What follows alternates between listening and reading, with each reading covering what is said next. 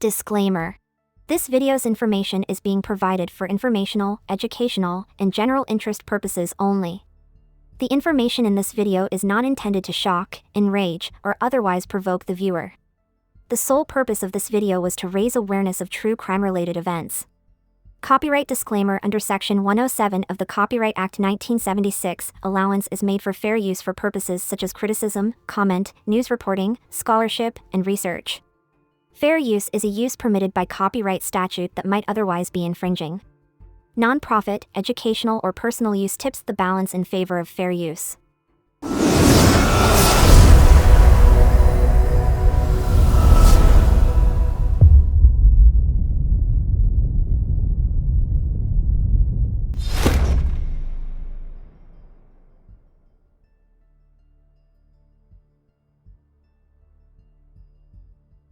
Alan and Dolores Avery welcomed Steven into the world in Manitowoc County, Wisconsin, in 1962.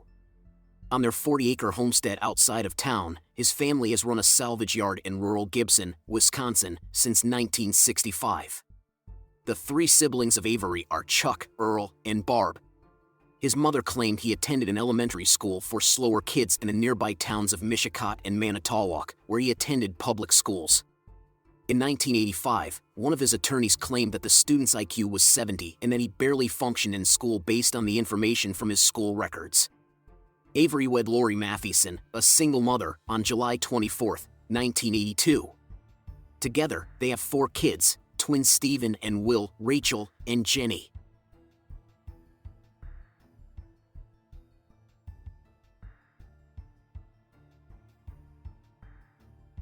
Avery, then 18 years old, was found guilty in March 1981 of breaking into a bar with a friend.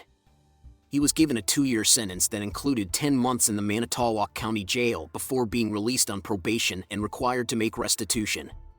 In the latter part of 1982, 2 men admitted that they had, on Avery's advice, thrown his cat into a bonfire and then watched it burn until it died after Avery had poured gas and oil on it. Avery was imprisoned until August 1983 after being found guilty of animal cruelty. Later, when asked about the reasons for his first 2 incarcerations, Avery said, "I was young, stupid, and hanging out with the wrong people." Avery ran his cousin's car off the road to the side in January 1985. Avery pointed a gun at her after she stopped. He was upset and claimed that she had been spreading false information about him masturbating on the front lawn. Avery insisted that the weapon was unloaded and that he had only threatened to kill her to deter her from spreading what he claimed were untrue rumors about him. He insisted that he had not actually intended to kill her. For endangering safety while evincing a depraved mind and possessing a firearm, he received a 6-year sentence.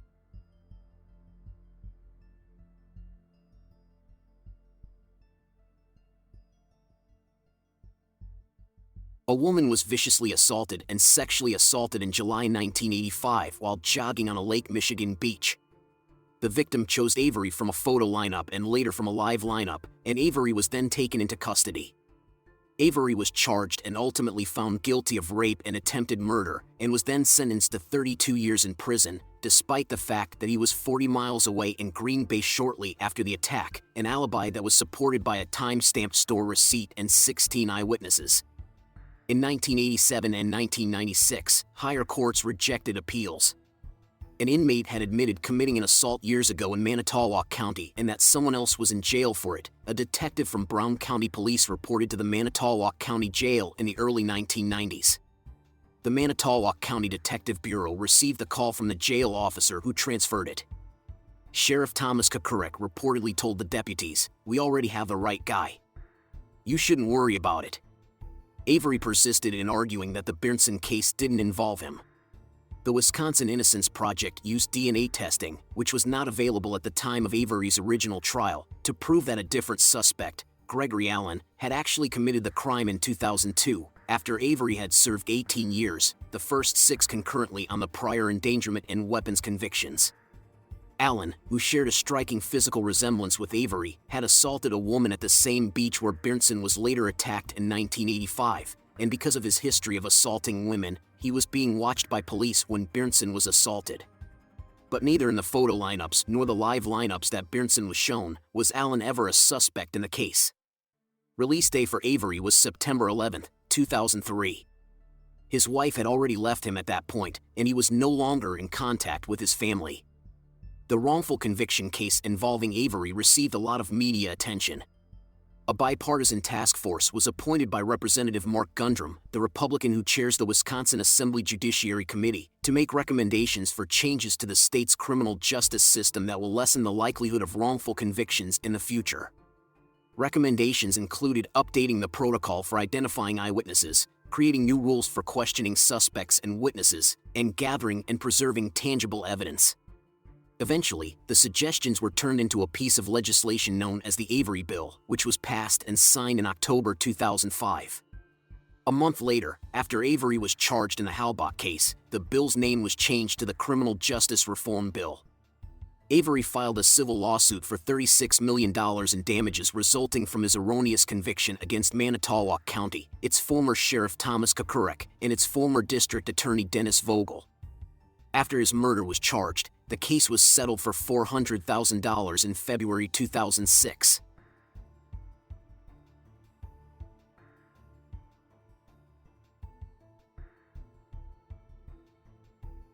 On October 31, 2005, photographer Teresa Halbach vanished. Her last alleged appointment was a meeting with Avery at his home close to the premises of Avery's Auto Salvage to take pictures of his sister's minivan that he was selling on Autotrader.com. Bloodstains discovered in the interior of Halbach's car that were partially hidden in the salvage yard matched Avery's DNA. Fragments of burned bone discovered in a burn pit close to Avery's house were later identified by investigators. On November 11, 2005, Avery was detained and charged with Halbach's murder, kidnapping, sexual assault, and mutilation of a corpse. As a convicted felon, he had already been charged with a weapons offense. Avery insisted that the murder accusation was fabricated in order to harm his ongoing civil case. Because of Avery's lawsuit against Manitowoc County, the county claimed to have turned over the murder investigation to the sheriff's office in the nearby Calumet County. Manitowoc sheriff's deputies took part in numerous searches of Avery's trailer, garage, and property under the supervision of Calumet County officers as part of the agreement for Calumet to use resources from Manitowoc County, including personnel. The car key belonging to Halbach was discovered in Avery's bedroom by a Manitowoc deputy. His lawyers claimed there was a conflict of interest in their participation and raised the possibility of tampering with the evidence. In addition, Avery's lawyers found that an evidence box containing a vial of his blood that had been collected in 1996 as part of his Bernson case appeals efforts had been opened and contained what they thought to be a fresh puncture hole in the stopper. They hypothesized that the blood discovered in Halbach's car might have been smuggled out of the vial and placed there to implicate Avery. To refute this assertion, the prosecution presented the testimony of FBI technicians who had examined the blood found in Halbach's car using a novel test created for the Avery trial and had discovered no ethylenediamine tetrashic acid, a preservative used in blood vials but absent from human bodies. In expert witness testimony, Avery's defense team claimed that it was impossible to determine whether the absence of EDTA meant that the test was negative or whether the result itself was inconclusive.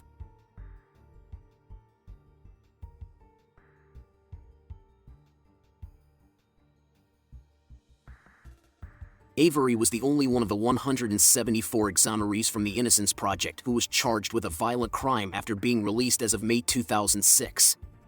Brendan Dassey, Avery's nephew, was charged as an accessory in March 2006 after admitting during questioning that he had assisted Avery in killing Halbach and disposing of the body. Later, he reneged on his confession, alleging coercion, and declined to testify about his involvement at Avery's trial. During his testimony at his own trial, he made no mention of coercion. In a separate trial, Dassey was found guilty of murder, rape, and desecration of the corpse. Charges of kidnapping and sexual assault were dropped during pretrial hearings in January 2007.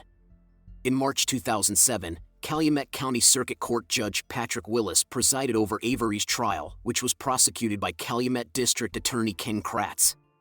Avery was found not guilty of the charge of corpse mutilation but was found guilty of first-degree murder and illegal possession of a firearm on March 18. He received a concurrent 5-year sentence for the weapons charge and a life sentence for the murder conviction, with no chance of parole. Avery was transferred to the Waupun Correctional Institution in Waupun in 2012 after serving 5 years at the Wisconsin Secure Program Facility in Boscobel. People magazine revealed in January 2016, following the publication of Making a Murderer, that one of the Avery trial jurors was the father of a Manitowoc County Sheriff's deputy and that the wife of another juror worked as a clerk for the county. Richard Mahler, one of the jurors who was excused from the trial due to a family emergency after the jury had started deliberating, later remarked that 7 of the jurors had initially voted not guilty. He was perplexed as to how the jury ultimately decided on a conviction. Other jury members disagree with Mahler's account, saying that no informal vote was taken and that only 3 jurors voted for Avery to be found not guilty. Another juror allegedly told the makers of Making a Murderer that she felt pressured into returning a guilty verdict because she feared for her safety. The claims made by the filmmakers have also been disputed. Avery was moved in 2022 to the medium-security Fox Lake Correctional Institution.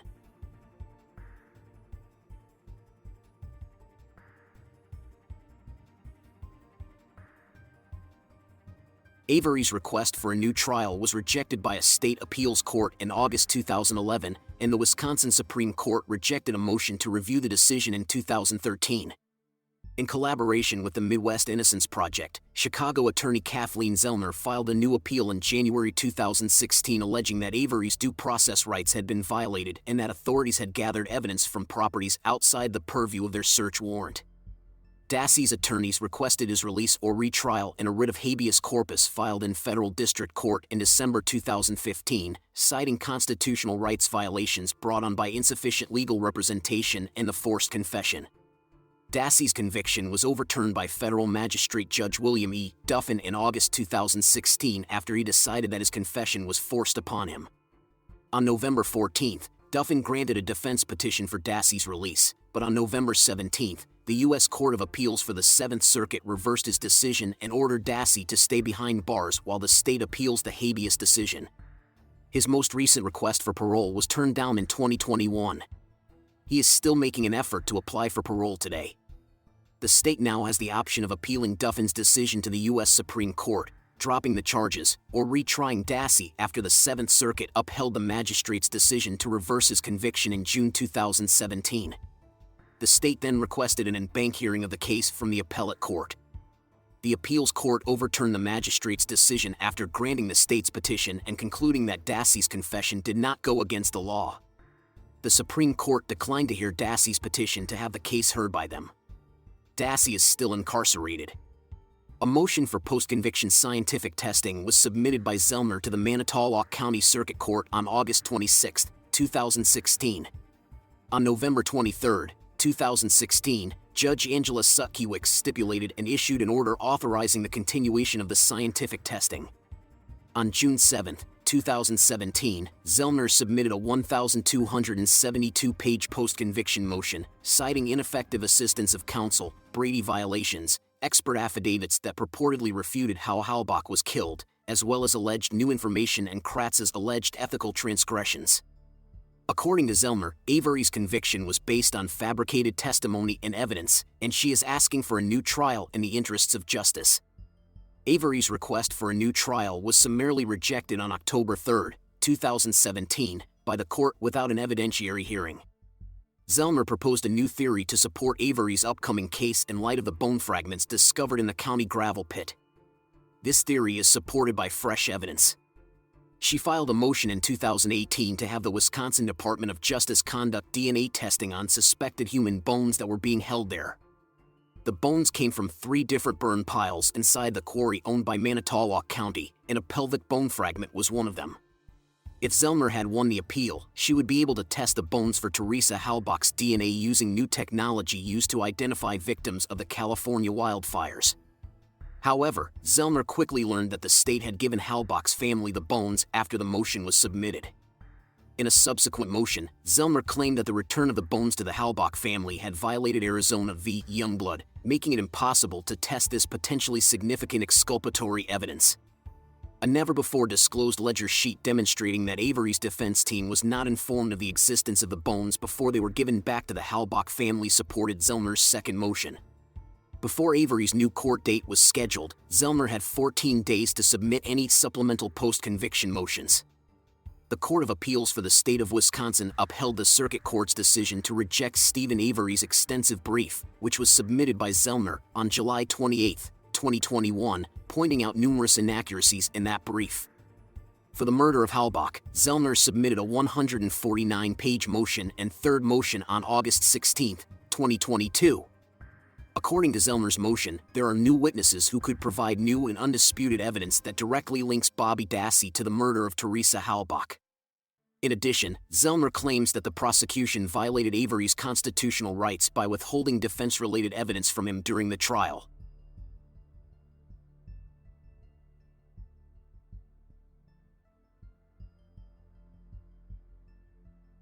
On December 20, 2015, a petition titled "Investigate and Pardon the Averys in Wisconsin and Punish the Corrupt Officials Who Railroaded These Innocent Men" was started on a White House petition website. Avery and Dassey are both state prisoners. The president cannot pardon them, a White House spokesperson stated in response to the petition in January 2016.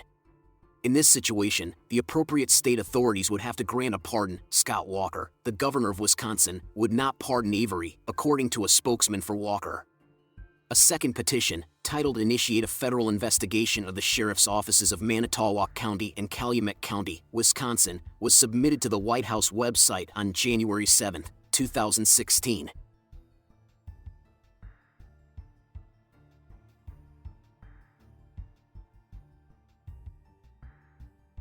In an episode titled "Are You Sure?" that aired on March 26, 2013, the public radio program Radiolab featured a 24-minute segment titled "Reasonable Doubt."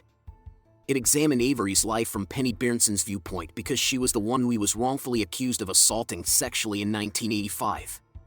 Making a Murderer, a 10-episode original documentary series from Netflix, debuted on December 18, 2015, and it examines the investigations and trials of Avery and Dassey.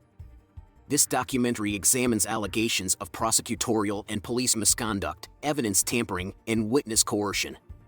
Numerous follow-up interviews and articles with the people featured in the documentary, including family members and some reporters who covered the trials, resulted from the series' extensive coverage and discussion in the media.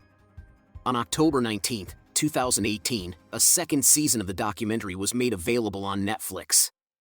In December 2018, Andrew Colborn, a former Manitowoc County police officer who had testified at Avery's murder trial, filed a lawsuit against Netflix and the show's producers for defamation. The lawsuit claims that in order to portray Colborn as a dishonest officer who had fabricated evidence, the series omitted and misrepresented information. Later, the lawsuit was dropped.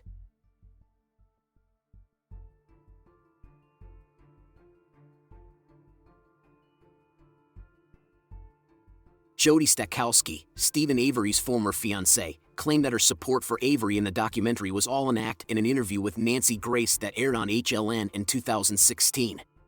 She went on to say that in her opinion, he is not innocent because he threatened to kill her, and her family, and a friend of hers in the past. Additionally, she claims that Avery had threatened her in letters from behind bars. In addition, she claimed, "He told me once, excuse the language, that all bitches owe him because they were the ones who sent him to jail the first time. He owed us all money, so he was free to do as he pleased. The only person I can't trust is Steven because he's a monster." 2 and 3 o'clock, most of the time. Okay. It might be, I think one time she came at 3 o'clock. So, about how many times have you had to deal with this auto trader and people coming to take pictures and you having to be there? Maybe 15 times. Okay. So going back to Monday, did your sister say someone's coming? Yeah, I set it up for her. You set it up? Yeah. You call up Auto Trader? Yeah. And what time were you supposed to come? Well, they told me, when I called them up, it was Monday morning. And they said, well, she don't know about today or next week, Monday. Mm-hmm. So, I don't know if she called me back or not. Or I called them back. I think maybe I called. I called back and asked her if she knew. Mm-hmm. And she said, yeah, she should be out there today. Okay. Where did they come from? Do you know? I don't know. Okay. So a lady shows up. What time does she show up, you think? It's like I told them down there between 2 and 2:30. So she shows up in what kind of vehicle? SUV.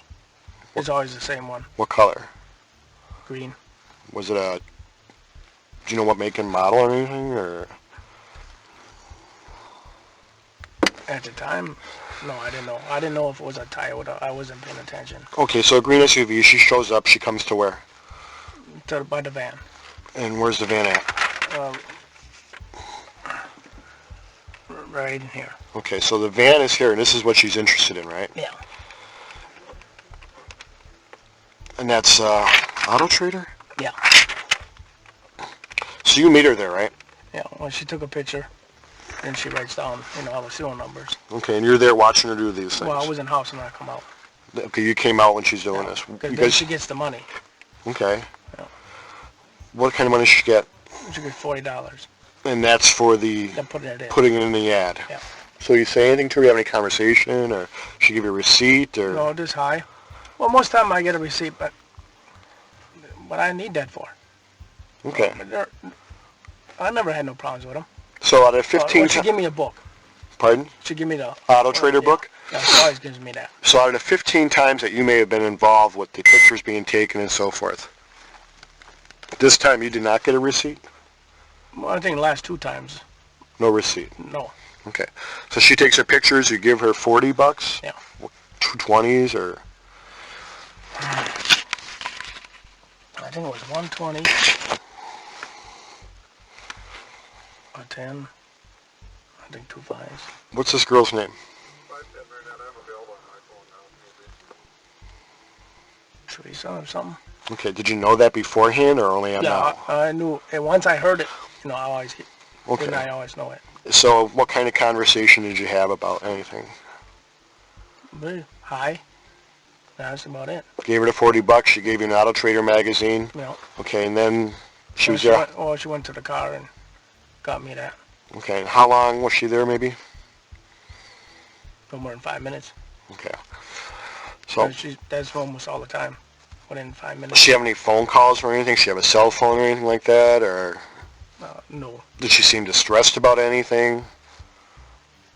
She seemed like she had. Normal, just like the other times. Seemed like she had any other place to go. Did she mention about having to go anyplace else? No, that's never. Mention about where she came from, or No. did she go inside the van and look around? No.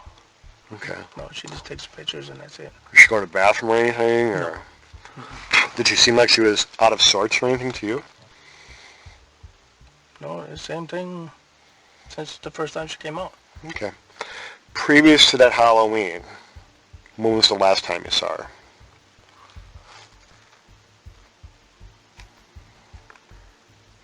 Taking a guess. And I put my Grand Prix in there. My Grand Prix. And How long was that?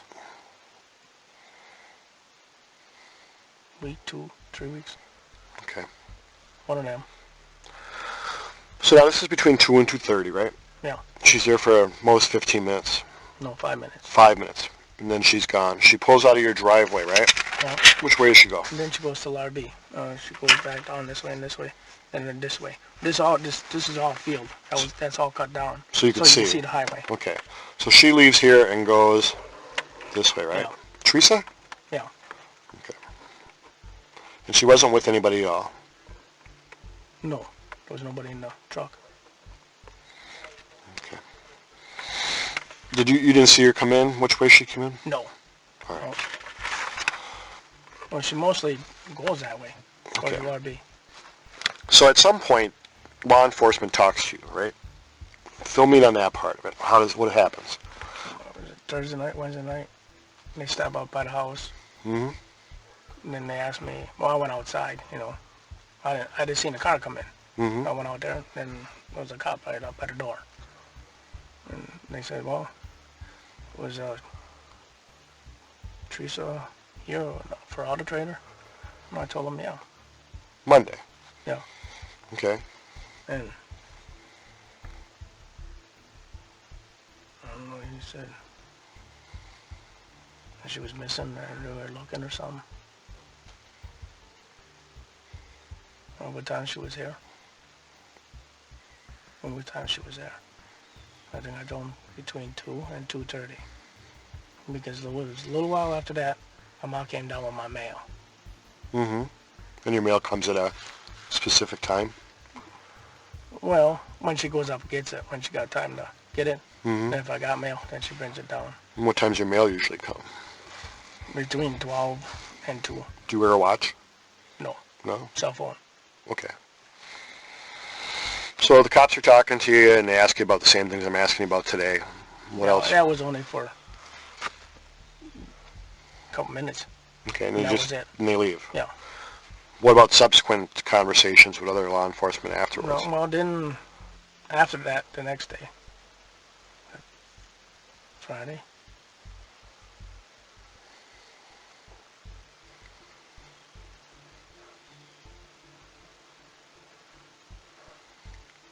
I don't know if it was Wednesday Friday's night. yesterday. Was Wednesday night I talked to the first cop? Or Thursday night? I can't remember now. Okay. But then it was the next day. And then Earl and Chucky were in the garage and they heard my truck on the scanner. And they come in the house because I was with Ma. Now, what was that about the scanner? Well, there's a police scanner. For record calls, when they call Avery's in. So we go on the record calls in. Mm-hmm. And then they asked me where my truck was. I said, it's at home. So I told Ma, I said, well, let's go in the golf cart and let's go check. Mm-hmm. So I went down there, I was there, and there was a squad car coming up. So he stopped, I stopped, I stopped. So was there a question about whether or not the truck was gone or something, or what? No, they just ran my license plate. Oh, so someone Down there.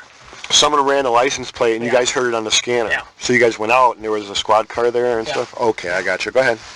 Then, and then he asked me if he can check the house. Mm-hmm. I said, I don't care. I got no problem. I said, well, meet me down there, I'll let you in. So went down there. He checked everything all over. He said, no, that's good. And you think this is Thursday, or when do you think this is? I don't know if it's Thursday night or Friday night. Okay. I'm going to talk to this deputy for a second. I'll be right back, okay? Sure you don't want a cigarette? No, don't I don't smoke. Okay, where we're at was the idea that someone ran the plate on the truck. Law enforcement came to the house. You're thinking this was on Thursday, right? Thursday or Friday. Okay. And then what happened at the house? And he went in, checked it all over. Then they come out. Well, me and my mom went in the house too, because I had to go. They wanted me to go with them. Mm-hmm. So I opened every door and they checked around and everything else. So they searched the house. Yeah. Now, which house are we talking about? The trailer. Okay, your house. Yeah. Okay. So we got that all done and they said fine. Mm-hmm. And they left. Okay. Said have a good day, shook their hand, And then after that, any more contact with law enforcement? no. All right. No. So what you've just basically told me now brings me up to speed as to why we're here. And basically what we're doing is the same thing that they did down there, and just checking the house, talking to you, making sure there's nothing here. All right? What did you hear today as far as what's going on down there? All I know were the cops were down there. Okay. Did you know the vehicle's found down there? I heard something. Yeah. Any explanation as to why the vehicle's there? I got no idea. Okay. Steve, I seen light. Mm-hmm. See me and my brother who went and got some wood. It was Thursday night. Well, I seen lights down by me. So I told him, I said, might turn around. Let's go check that out. Mm-hmm. So we went back there, and he pulled by my sister. And I took the flashlight out of the flatbed. And I looked around, but I didn't see nothing. Mm-hmm. So then we left. So Thursday night, you and your brother are out getting wood? Yeah, we went to Menards. Okay. Is that the wood that's in the back of your dad's truck? Yeah. Okay. Oh, no, it was on the flatbed. All right, but now it's the wood that's there. Well, no, it's in the back there. Back here? Yeah. Okay. Thursday night, you and your brother is Chuck. Chuck, went to Menards, got some wood. Yeah. You're on your way back to your house. No, this was when we left. Okay. When you're leaving to go to Menards. Yeah. What time's that about? We're talking Thursday night, right? Yeah, yeah. That was around, I don't know, 8 o'clock, somewhere in there.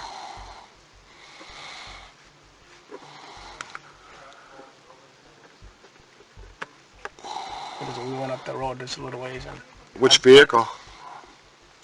the flatbed.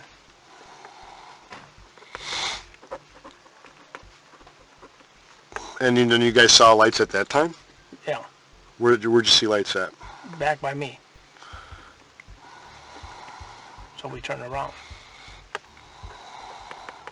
What kind of lights did you see? Taillights. They were kind of bright. I spotted them right away, but then they went off. That's why I told him, Chuck, yes, we want to turn around, turn around.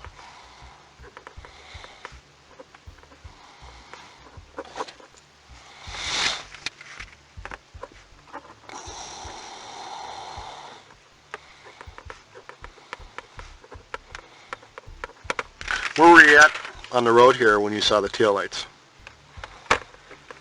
Well, I think we're someplace in here.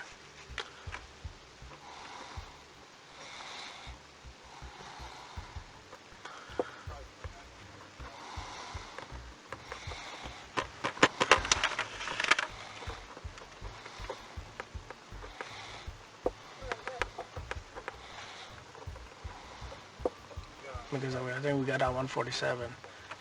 Okay, so you're here and you see the lights. Where do you see the lights at? Back in here someplace.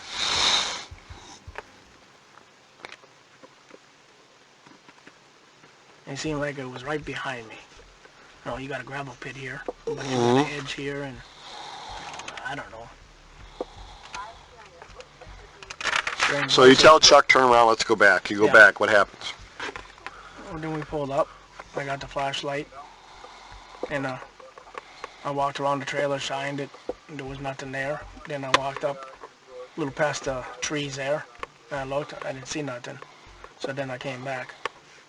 Where'd Chuck stay? Chuck stayed in the truck.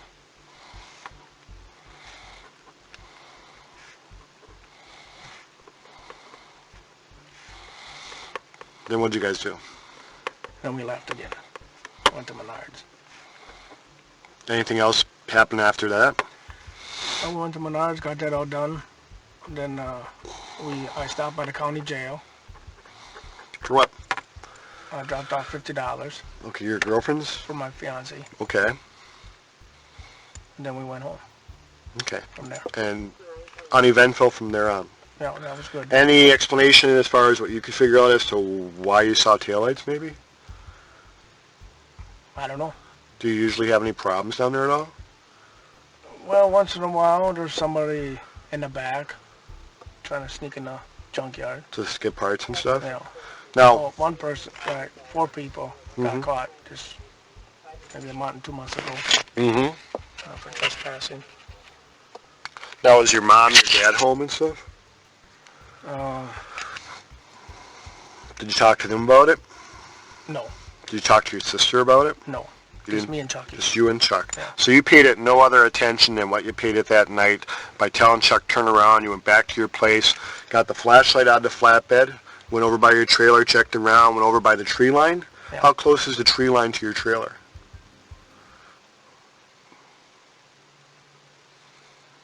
Maybe 2 cars?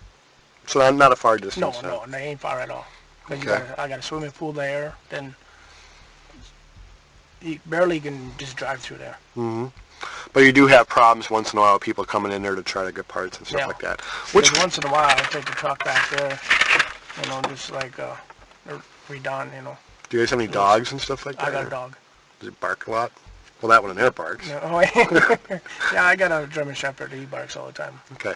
Now this diagram that you drew out and that we've been making notes on and stuff. But when we left coming up, when Chucky left for coming up north, then he seen lights down by him. Okay, and where's Chuck live? Chuck lives right here. So Chuck comes up here when? Friday night, Okay. And you come up when? Saturday morning Okay. with Ma and Brian.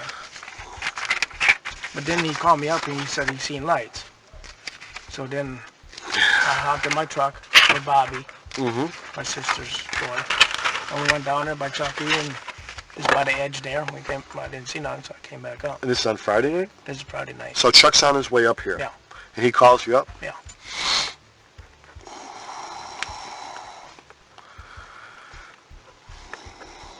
Where's he at when he calls you up? on the road. I don't know Okay. what's box. What time does he call you up? I don't know. I don't remember. I'd have Okay. to check my phone. On your cell phone? Yeah. And he's calling from his cell phone? Yeah. What's his cell phone number?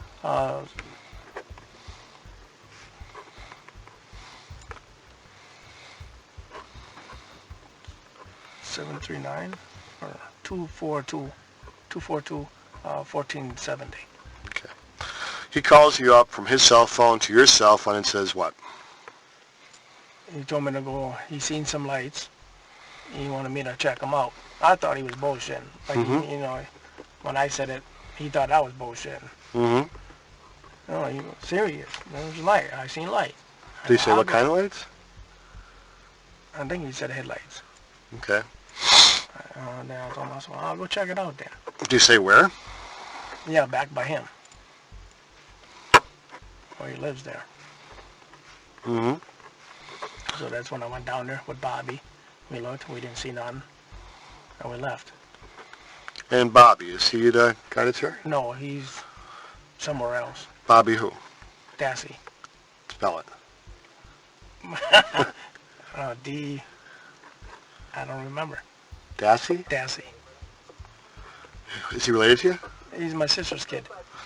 Your sister is who? Barbara. Barb's son. Yeah. How old? Roughly.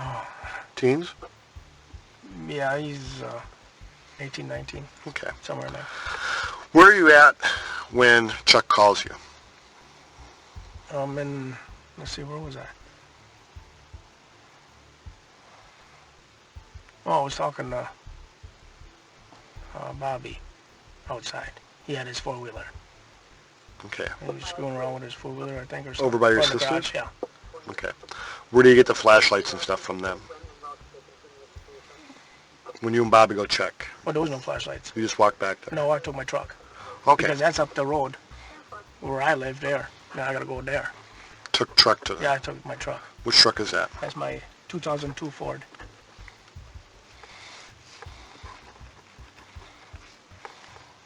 2002? Yeah. So you guys go down there to check, right? Yeah. What do you find? Nothing. But I was only a little past this place. I didn't go no farther than that. That was dark out? Yeah. Yeah, it was after 8 o'clock. Because he always leaves late. Somewhere around in there. Okay. So that's the end of that event. Yeah. Anything else? No. That was a little, I think a little while later or something. And then, I guess Barbara came home. And she seen a deer. Somebody hit a deer just right up the road. So same night. We're talking Friday night. Yeah, Friday night. So where was Barb at? Well, I don't know where she was. She came home. And then I guess they called the cops and claimed the deer. Who claimed the deer? Bobby did. So she saw a deer on the road? Yeah.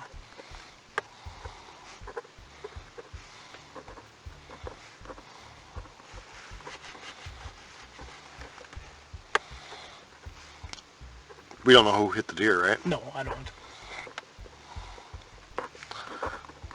Somebody did.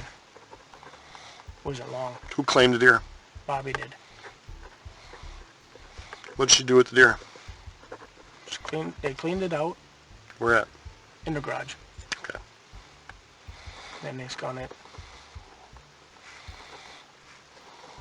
Okay. You saw him Friday night. So. Yeah. Okay. What else? Well, then a little while after he got done, I went home. Okay. So Friday night, you just go home then and you're done for tonight. Yeah. Do you live with anybody? Not right now. Okay. She's in jail right now. What's she in jail for? Drunken driving. Second offense or something? Or must be a Fourth. fourth? But this, I think this is the fifth time, I think. But she wasn't driving. I was driving, but... Long story, yeah. Yeah. Is she homegrown? From Two Rivers, Manitowoc area? No, she's from Arizona, I think it was. Really? Where at? I don't know what town. What brought her up here? She's been up here for over 12 years, I think. Yeah, doesn't she know it's cold up here? Her mom and dad lives up here. Yeah, that's cool. You know, I'm from Pennsylvania, and then when I first came out to Wisconsin, first place I was stationed was in Two Rivers. And I remember driving through Two Rivers in the wintertime, looking at the snowbanks in the middle of the road. Because at that time they used to blow it into the middle of the road. Yeah. And then they'd cut paths through, you know. Yeah, so you can get to the side roads. Yeah. I was talking to your brother. Did you ever fish at the Chouteau Dam there? Yeah. Yeah, I used to love fishing there. That was a good place. Yeah, that's a long time ago. Yeah, a long time ago. The only thing that used to be there was, the dam bar. There was a bar there. Yeah. And the firemen used to have their picnic there. But that was the only thing that was there, and that was back in the early 80s, like 82, 83. Yeah. But I used to love fishing there. I used to get some nice trout out of there. But then they had all remember when snagging used to be allowed? Yeah. They used to all go in there and snag and leave all their line in there and stuff, and it was just really trashed the place. Yeah. All right, so Friday night you stayed home. Nothing happened after that. You wake up in the morning. What do you do then? Wake up, took a shower, got dressed. What time are you up about? 5 o'clock. In the morning? What the heck are you doing getting up so early? Well, Mom wanted to leave early. Okay, so you guys had planned to come up here then? Yeah. All right. Yeah. Go ahead. And then got up, got in the car, and then I went up by the garage, and I had to look for some fan belts. The groove one, you know, not the newer type, the older type. Mm-hmm. His dad wanted it for a grinder that, so they bought, and he's got to put it together. Up here? Yeah. Okay. So I couldn't find none of them. All we got is them newer ones. Mm-hmm. So then I got all the stuff outside, and I packed it in the car. And then we had to get Brian, wait for Brian for, I don't know, 10 minutes. And the Brian's... Brian, Okay. Who's he now? that's my sister's kid. Barb's kid? Yeah. Okay, so that's Bobby's brother. Yeah. Gotcha. Then waited for him, and he got all ready because he was in the shower. Mm-hmm. And so he got in, and we left. What'd you drive up in? My Grand Am. Okay. So you drove up with who? I drove up with my ma Mm-hmm. and Brian All right. and the dog. And the dog. So then, what'd Chuck bring up? Chuck brought up the flatbed. Okay. That was Friday night. And then, who's Suzuki or whatever that is there? That stays up here. Okay, then the pickup truck? That's my dad's. And your dad come up when? Thursday night. So he came up before even Chuck came up. Yeah. Yeah. So Thursday night, Dad comes up. All that lumber that's in Dad's truck, where'd that come from? That came from in the garage by us. Okay. Yeah, shop. And that's not the same lumber that you guys would have went and got? No. Okay, that's a whole different story, Yeah. right? Yeah. And of course the golf cart stays up here? Yeah, it all stays up Okay, here. so Dad's been up here since Thursday night. Yeah. Well, he comes up here Thursday nights and stays here till Tuesday morning. He comes back Tuesday morning. Every week? Every week. Cool. So then Chuck comes up on Friday night. Yeah. And then you come up with your mom and your nephew Yeah. on Saturday. What time do you guys get up here? About 20 after 8. Okay. And we had to stop at Piggly Wiggly Mm-hmm. in Lena, I think it is. Mm-hmm. And we had to buy 2 things of bacon. One bacon for here and one bacon for home. Okay. So who's all at home now? My mom and dad? Nobody. Down on Avery Road. My sister, And Bobby? Bobby. Mm-hmm.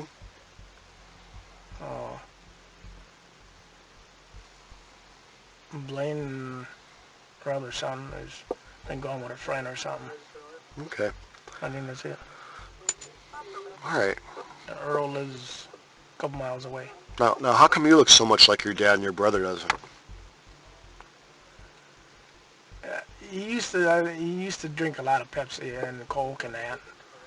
And I don't know. Your brother? Yeah. Yeah, so So I kept him skinny and that. wow. So all that sugar? Yeah. Yeah. That Wow. caffeine and everything. And a lot of coffee. He goes through a lot of coffee. Yeah. What?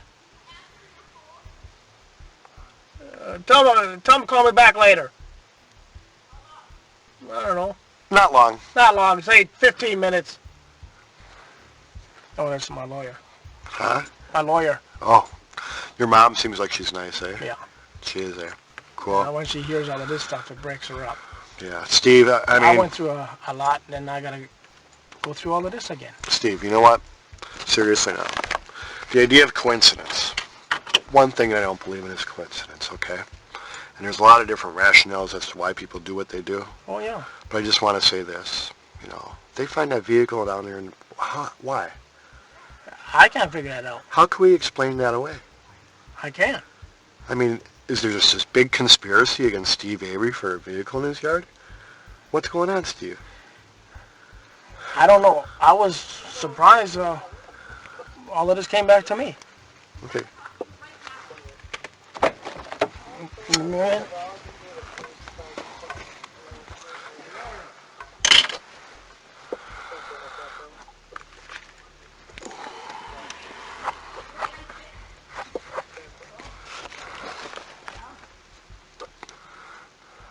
On the phone with the possible attorney.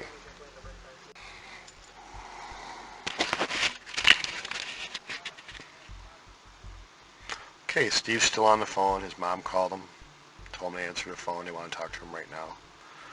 He exited the car with no prohibition for me.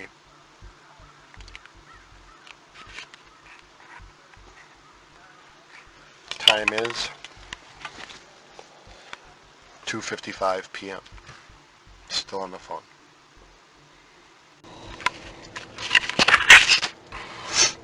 Your dad says you're a good guy. He says, you know, generally when I meet people, I have to make a quick decision whether they're yes people or no people. You know what I mean? Oh, yeah. Because it depends a lot as far as how people are to me. Oh, yeah. And I'm not going to disagree with your dad. Your family's been through a lot, no doubt. Yeah. And they're very supportive of you. But before we left, what we were talking about was the idea that, hey, look, here it is, they find this girl's vehicle on your property. Yeah, it don't look good. And they don't find it like the camper just sitting there. They find it actually concealed, you know? Did you ever have any type of access to that vehicle? Were you inside that vehicle? Did you do anything with that vehicle? Did you touch that vehicle? I might have touched the door when I got the book. Now, how did you get the book? How would you have gone to the vehicle to get the book? She had to get the book from the vehicle. So how would you have touched the door to get the book? You know how you grab the door and you wait? So did she go inside the vehicle to get the book? Yeah. She got in. She got in. Yeah. So just as we're sitting here, she hands you the book from inside to out? Yeah. So if you would have touched the door, where would you have touched? Well, different places. It all depends on how it is. Do you remember touching the vehicle? I remember touching the door. I was on top of the door or side of the door.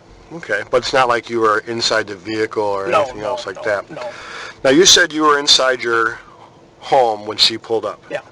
Okay. And the contact you had with her only lasted for how many minutes? Within 5 minutes. And then from after you're done with her and she gives you the book, where do you go to? I go back in the house. Okay. So at the time before you leave to get out of the house, that's where you've been for how long? Since 11 o'clock. Okay, so from 11 till 2. And then about 2:15, 2:30, whatever the case may be, right? And you're done with her, she leaves, you go back into your house. Yeah. And how long are you there for? Probably, I don't know, drop off the book. Then I walked over by Barbara. By where? By Barbara, my sister. Okay. And see if Bobby was home, but Bobby was already gone. He just left. Now where would you drop off the book? By my computer. At your house? Yeah. Okay, so you drop off the book, then you walk from there over to your sister's home? Yeah. Barbara. And to see if who's there? Bobby. Okay. Is Bobby there? No, he's gone. Hello? Yeah? Yeah?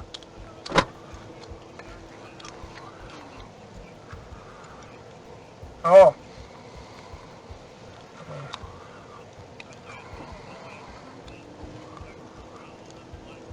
Yeah. Hang on. try that one. Detective O'Neill. Okay.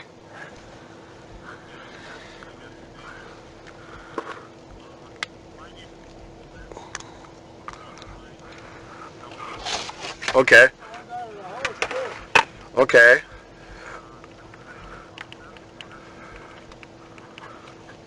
Well, we're talking to Steven about some issues. Okay, Steve, what's your last name?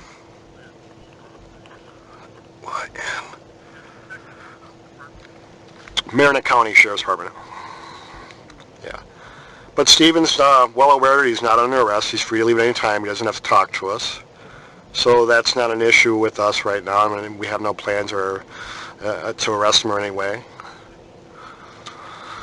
Well, I'm not saying that, no. I mean, I'm just talking to him as to a follow-up for Manitowoc County regarding the incident that occurred out there. So it's for me to say he's a suspect, I haven't determined that, no.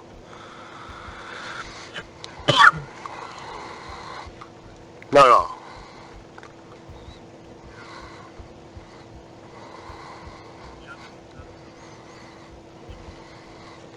I don't think it's going to be long. In fact, the only interruption that we had was the short time that, he was talking to you, and we were maybe about 5-10 minutes away from being done with our conversation, so that's what we're trying to do so I could get the heck home and he could get back to his family and we could get out of here. Okay? Sure. All right. Yeah?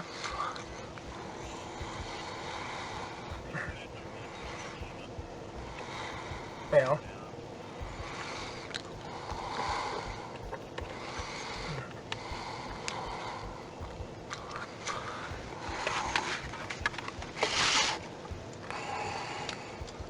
No.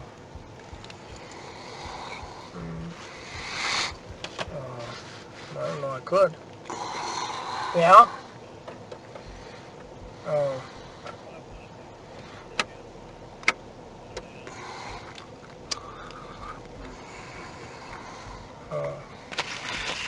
This is what I told you.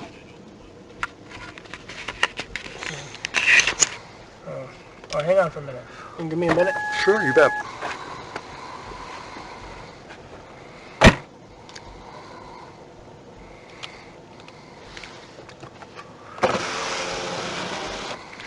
Left the vehicle to confer with his attorneys by himself.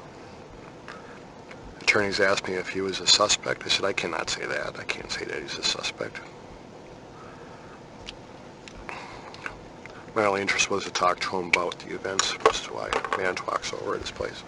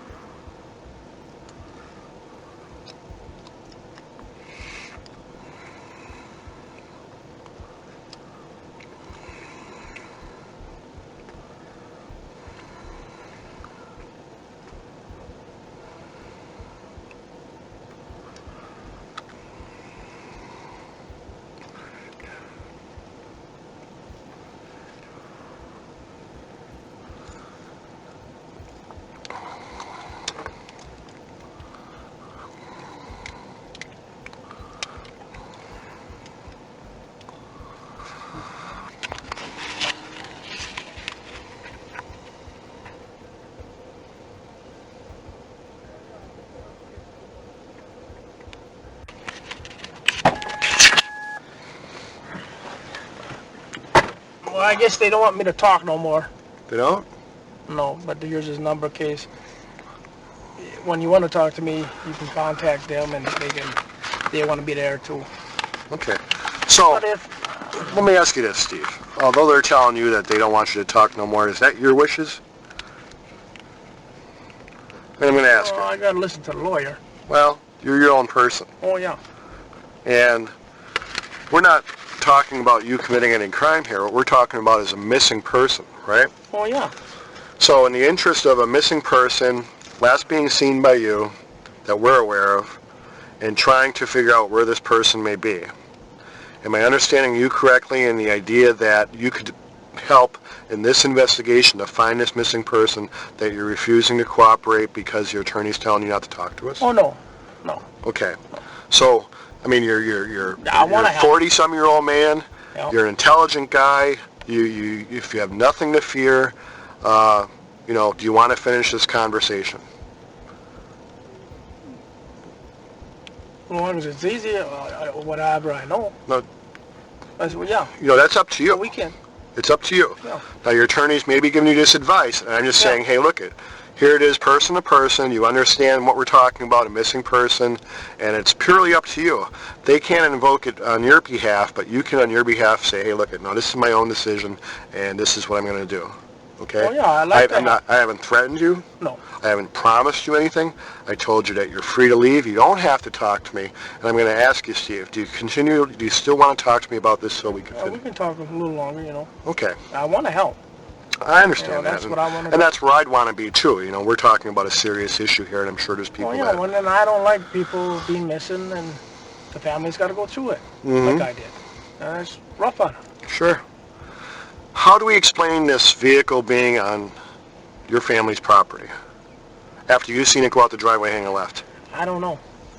I got no Any idea. ideas? Oh, Okay. I can't figure that out. She left. She went towards the high system. That's all I know. Is there any other entryway outside of the driveway coming back to your property? Well, yeah, you can come through the back. I mean, I heard Everything else. you heard where they said they found the vehicle, right? No.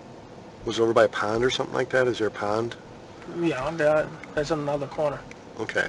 Where is that on here, kind of?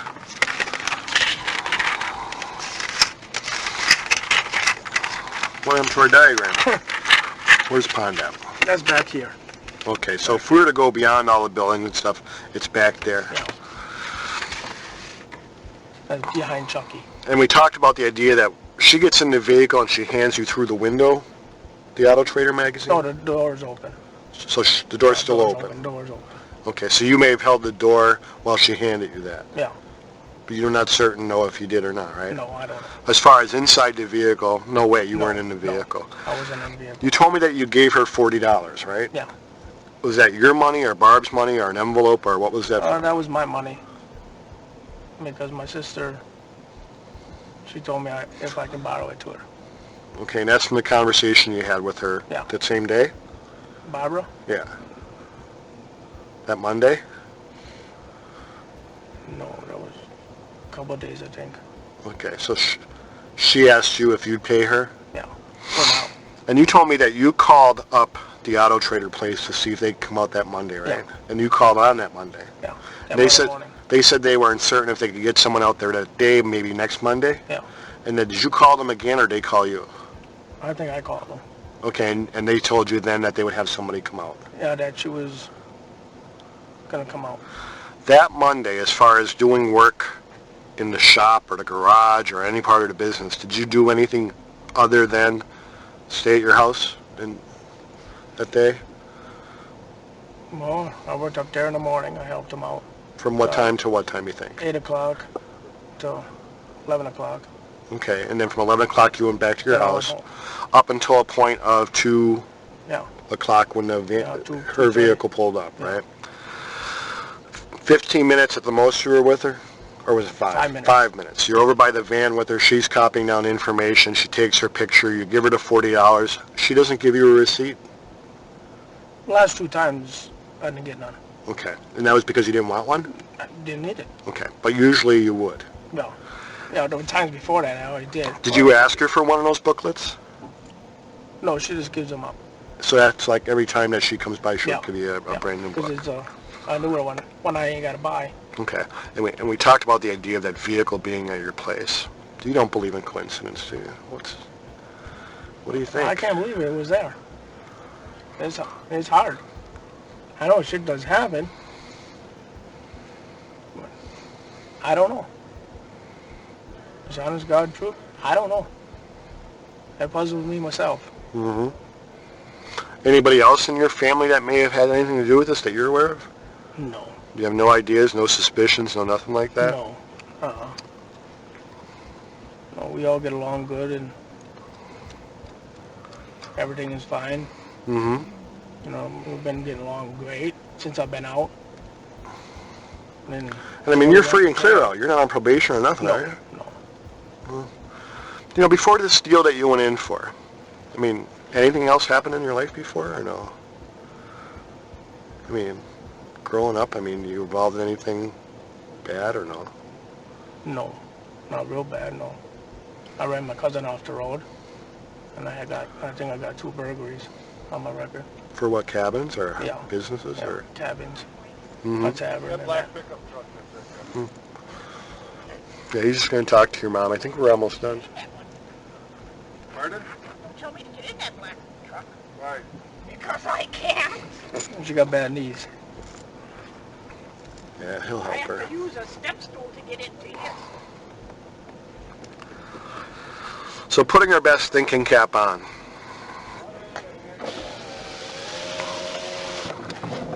The people would have access to actually do that, put a vehicle in your property and... Oh yeah, you got the whole back is all open. Mm-hmm. You got a big pit. Okay. And it's all open. All right. Yeah, anybody can drive back there. Well, a couple people got busted back there already. Mm-hmm. Okay. Right now, I'm basically done, unless I'm going to go talk to the sergeant and see if there's anything that I may want to talk to you about or whatever. And, you know, as far as I'm concerned, you've been cooperative. And Oh yeah, I told the media, if I can help, I will help. all right. You know, I don't like it myself. Yeah. And it's too close to home. Of course. You know, Yeah. if something could happen to my mom, my sister, my brothers, I don't know that. Right. It is kind of scary, you know, after I did all that time. And the people I've been in, you know, they're a bunch of perverts anyway. Mm-hmm. Most of them How are long did you spend in? 18 and 6 weeks, How old were you when you first went in? 24. Wow. That's something. You know, I went through all of that, now I got to go through all of this. I don't know. How long have you been out now? A little over 2 years. Yeah. Have you been strictly working with the family then, or what? Yeah. Helping them out. Paying the bills? Giving me the, you know, my brother helps me. Who's this guy here? That's Brendan. Who's he? That's my sister's kid. So that's Barb's other kid? Yeah. So Barb has 3 boys? 4. 4 boys. 4. Is she younger or older than you? She's older. I mean, younger than me. Yeah. God, that's a handful, I think 4 she's boys, eh? 40. Who'd he come up with? Chucky. So he came up on Thursday? Yeah. Oh, Friday night. Friday night. Yeah. Now let me understand this again. Now, Chuck came up on Friday. Dad came up on Thursday night. Thursday night. And then Mom came up with you and And Brian. Brian. And the dog. And then, yeah. How was this girl? Was she pretty nice or no, Teresa? She seemed nice. How many times do you think you saw her before that day? Around 15 times, maybe. Yeah. Somewhere in there. Anybody else beyond her, besides her, come up and take pictures? No. she's It's the only always one. been her, Yeah, eh? it's always been her. And it's always been for like 5 minutes and that's it? Yeah, that's it. Never had any conversations with her, talked to her, shoot the shit, course, sort of No, thing? no. Always business, eh? And before she used to give you receipts, right? Yeah. And then I got it for so long, you know, so long. What I need them for? Mm-hmm. They don't screw up. Yeah, I always put my vehicle in a big vehicle. Mm-hmm. You know, my sister's. And So you guys sell a whatever. lot of vehicles through... No, just the ones. Well, see, my sister had a lot of vehicles when I got out, Mm-hmm. and they needed work, so I fixed them and figured we'd get rid of them. So you helped fix the vehicles your sister had and then you guys Yeah, just sell them? They sell them. I So- can't sell junk, so I gotta fix them up a little bit. Mm-hmm. So it's not part of the actual business part, No, it was just no. a side thing that you Yeah, guys did? Yeah. Then I buy a couple, and I run them for a little while, then I get sick of them. So when you talked to your sister about putting this van in this advertising, that was on when?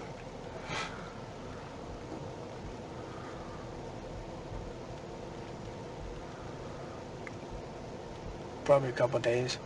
See, I was gonna bring the van up north Mm-hmm. and try it out, but then something went wrong, so I came back home and took my truck out. So probably a couple of days before that. I'll put it in there and then we'll get rid of it. So you talked to your sister about that? You know, it was a couple weeks when I mentioned it. You know. So then Monday's the first phone call that you made to this place to Yeah. say come out and take a picture of it. Yeah, most of the time it's Mondays. Where do they come out of? I don't even know. Like what number do you call? On the book on the bottom, there's a number. I always call. You know, I think there's an 800 number and there's another one. And then the $40 you had and your sister had asked that you put up the $40 for that. Yeah. Okay.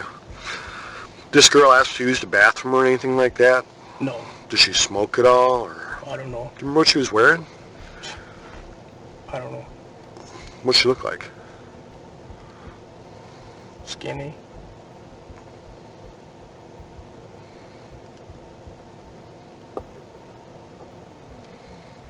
Like a normal person, almost like my sister almost. What color hair?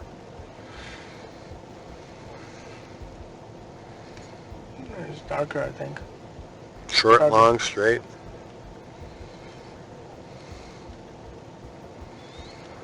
Shorter, I think. Do you remember what clothes you were wearing that day?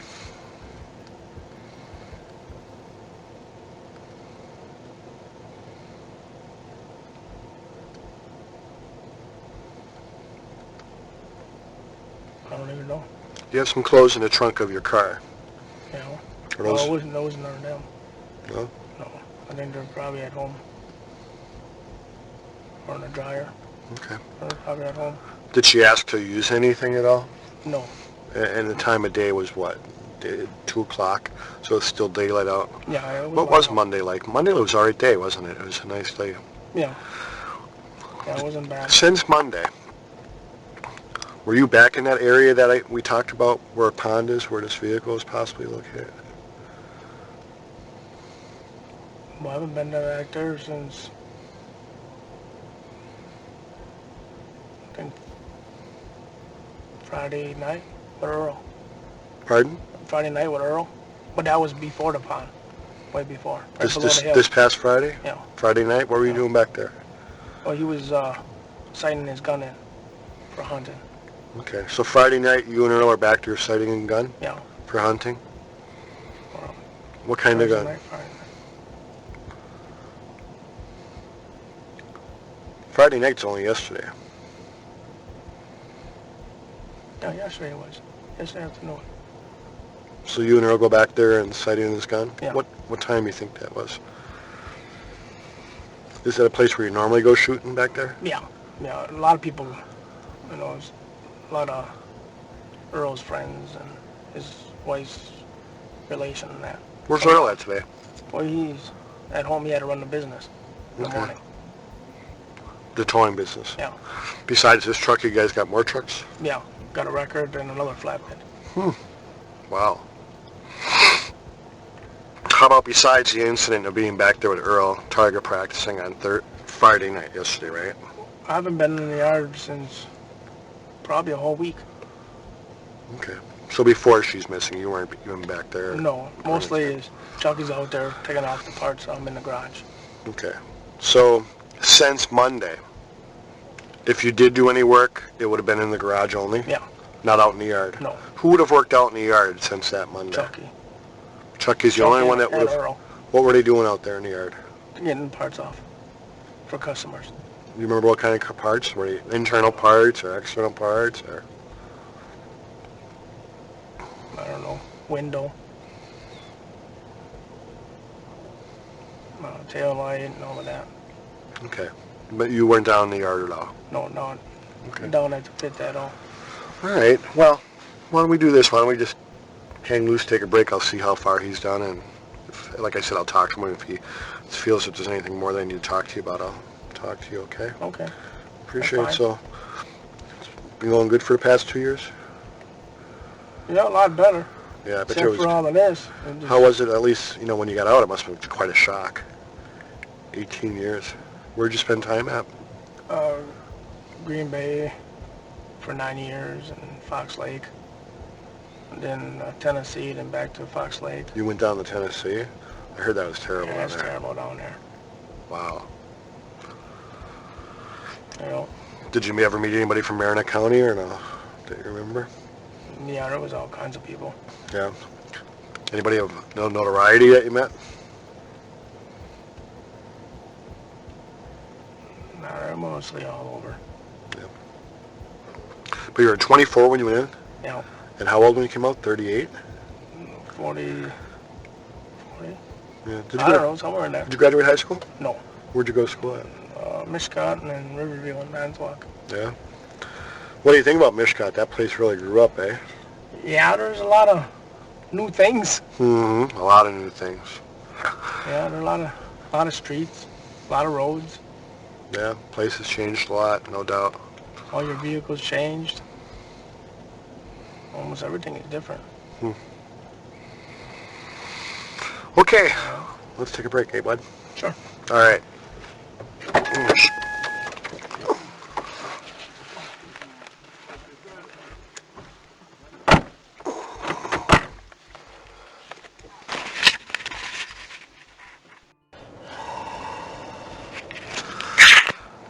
Okay. Some questions to clear up with you. As far as when Teresa came to your place, did she go in the house at all? No. Okay. She's never been in your house? Yeah, she's been in my house. Okay, because yesterday I think I asked you that, and you said that she wasn't. No, not at that time. Maybe at first, a long time ago, I think. Come to the door. But to come inside and things like that, just come to the door or what? Yeah. But as far as coming in and doing anything? No. So she come to the house but didn't come inside the house. Is that correct? Yeah. Okay.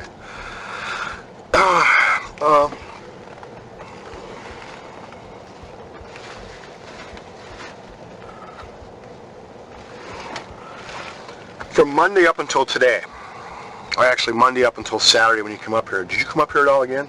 No. Okay, so this is the first time that you've been up here Yeah, since that Monday? Yeah. Okay.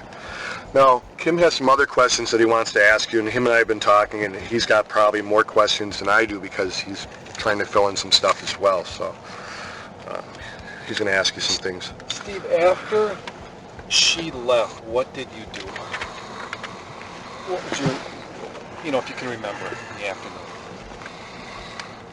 I think I put the book in the house by the computer, and then I walked by my sister's and see if Bobby was home yet. But he just left. And what sister is that? Barbara. Was she home? No, she was at work. And Bobby had just left? Yeah. Okay. Did you go in her house? No. Okay. And what did you do after that? And then I went back home. And how long did you stay in your house? Quite a while. Then my mom came down. For a while after that. Are we to the supper hour yet on Monday? No. Okay, still in the afternoon? Yeah. Okay. Do you remember what you were doing in your house?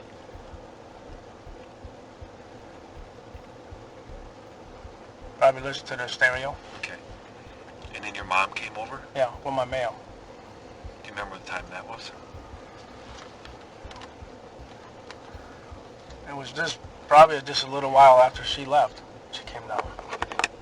After Teresa left? Yeah. Not too long after? No, how long not did too your mom long. stay? She brought your mail? Yeah, she brought my mail. Stayed, I don't know, 5 minutes, somewhere in there. I don't know. I don't remember. And then you were home in the afternoon? Yeah. Did you go anywhere else? No. During supper time, did you eat alone, or did you eat with your mom? I think I ate up by Ma's house. Because a lot of times I eat supper by Ma's house. Pretty much time. So you think you may have eaten supper at Mom's house? Yeah. Okay, what'd you do after supper then?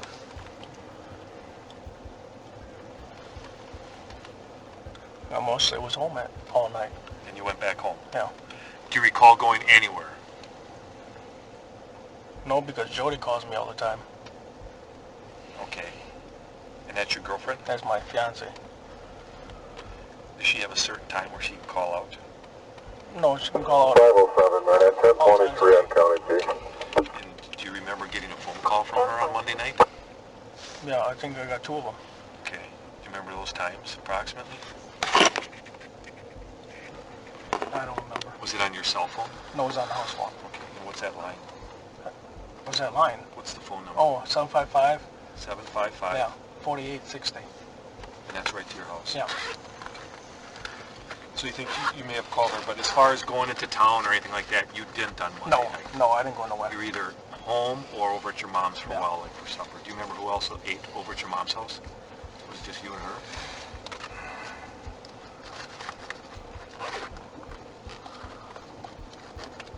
I don't know if Chucky was there or not. I know me and Ma. Okay. What about Tuesday?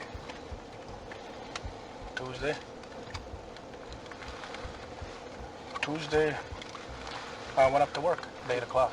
At 8 o'clock? Yeah, You I'm worked mostly up there. up at the shop? Yeah. At 8 o'clock? And who was there? Well, Ma was there. Dad comes home Tuesday morning. Chucky and Earl. And how long did you work on Tuesday? Tuesday, I think 5 o'clock. Till 5? Yeah. Okay. A lunch break in there? Yeah. Did you leave No. to go eat lunch? No, we just went in the house. Went in the house. That's all And we that, do. when you say the house, is that Mom's Ma's house, yeah. Okay. Does she usually make lunch? Yeah. Did you have to go run any errands or make any deliveries or anything like that while working on Tuesday? Do you remember leaving at all? No. Okay. And you think you worked a full day? Yeah. Okay. How about Tuesday night after work? Tuesday night,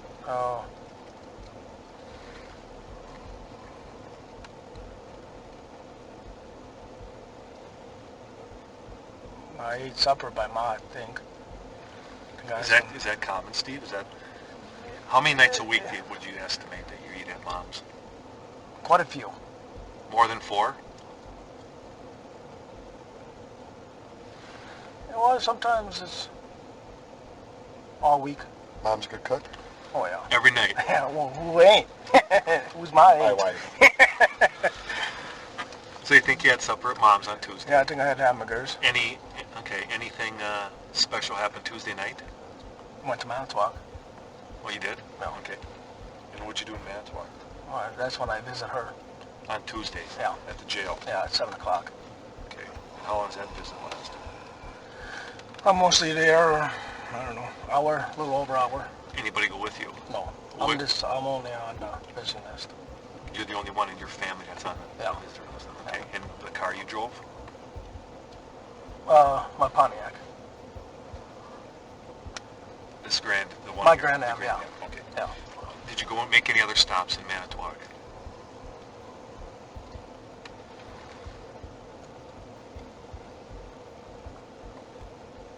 I don't know if I put gas in or not. What if I would have put gas? I don't remember. So you maybe got gas? Would that be by SA there? On Main Street. On Main Street? Yeah. And that would have been after the visit? Yeah. If I did it. Otherwise, I mostly go right straight home then. Okay. You didn't stop anywhere else, see anybody else or anything like that in Manitowoc? No, Okay. no. So it's right back home, so you're Yeah. home by, what time do you think you're home?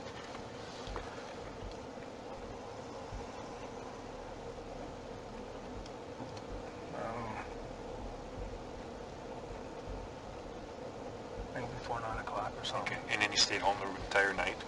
Yeah. Okay. What about Wednesday? Wednesday?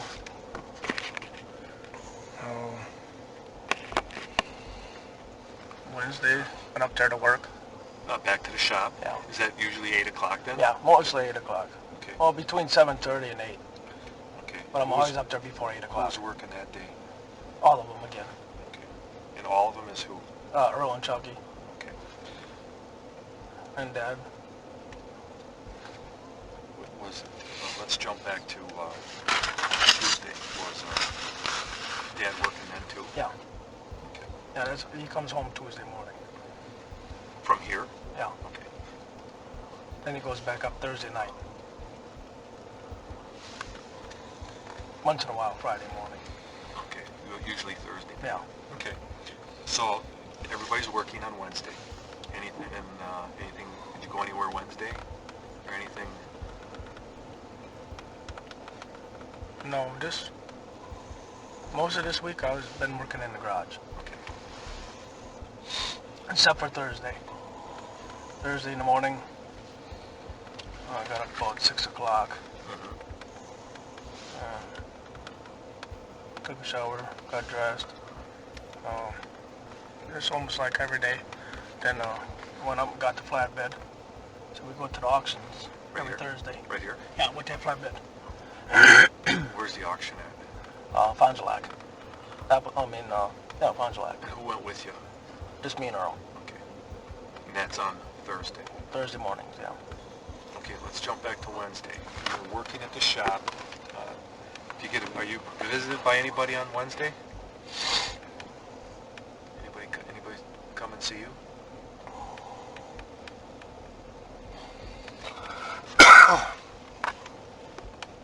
Customers. Okay, that's it. Wednesday night, anything happen Wednesday night? What time's your work till on Wednesday? 5 o'clock mostly. So 8 until 5? Yeah. There was a cop there. I don't know if it was Wednesday night or Thursday night. Okay. So either one of those nights? Yeah. Right. And who was he? Do you remember? No, I don't remember. You know what department? Yeah. What was that? What department was he with? I think it was with Manitowoc. The sheriff's department? Yeah. Okay. And that was either Wednesday or Thursday. And what was he asking you about? If Teresa, somebody took some photos. Okay. And she was there. Where'd you talk to him at, the police officer? Right outside the door. Out Ma's door. Ma's door. Yeah. So you're at Ma's when he came? Yeah. Yeah, I was eating. Okay. Was that supper time? Yeah, that's supper time.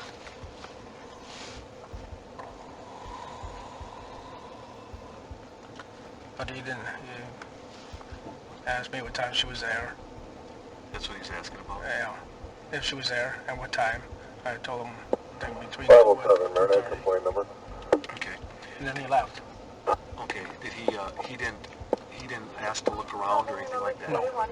And he didn't go into your house or anything like No. that? Okay. And you just talked to him Right at there. the house? Yeah. All right. Thursday you go to the auction, the auto auction, and you guys come back again by supper time? No, we're back.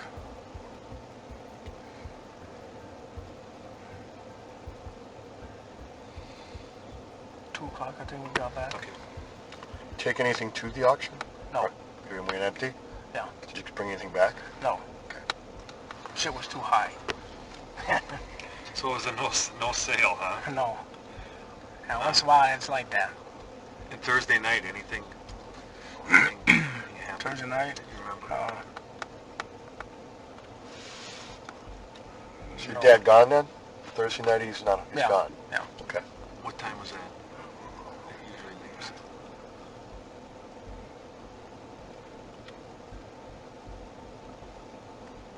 I don't remember what time he left. Okay. But is it after supper? No, I think it was before supper. Okay. Or it was after supper. I can't remember. Okay. And then on Friday, again work? Work, What time to what time? 8 o'clock to 5 o'clock. Then we loaded up the flatbed and put our TV on there and everything. TV on the flatbed? Yeah. For what? Bring it up here. This is going in my brother's cabin. Okay. But you come up here on Saturday. Huh? You I go- came up here Saturday morning. So you loaded a TV on a flatbed so Chuck could bring it up Yeah. Friday? Yeah. That was after work? Yeah. Whose TV? It was Ma's old one. Where was that at? At Mom's? At Ma's. Okay. What else did you load up on or anything? No, the rest of it was done. Pardon? The insulation was all on there and everything else. So it was all loaded. All we had to do was TV and tie it down.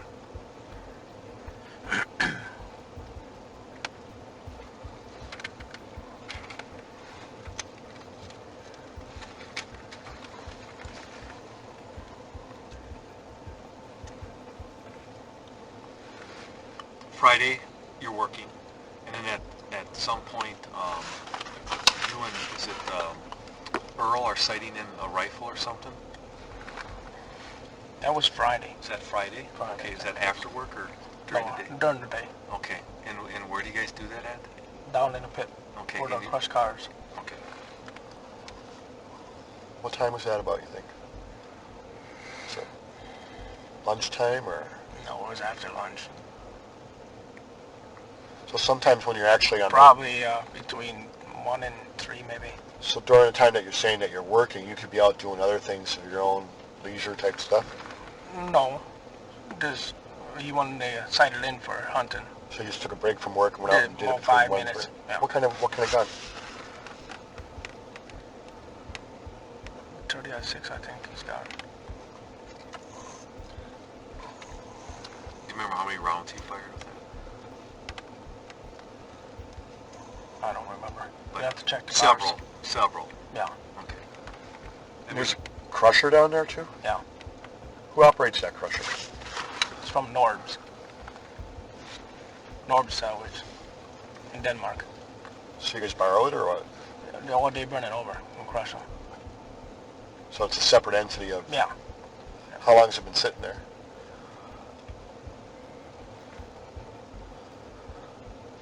Maybe a month. So you just somewhere in there. they leave it on scene and then they come and operate it? Yeah. Well, once in a while, Earl does it. But for the most part, do you guys do it then? No, mostly they do it. But sometimes... See, they don't need it right now, so they left it there. So when they need it, they come and get it. At your place, either yourself, Earl, or Chuck, who else crushes cars? Norbs. Mostly it's only Earl and me once in a while. We're down there. To crush cars? Yeah, the ones down there right now, we did. When's the last time you guys crushed cars? Probably last week. What days?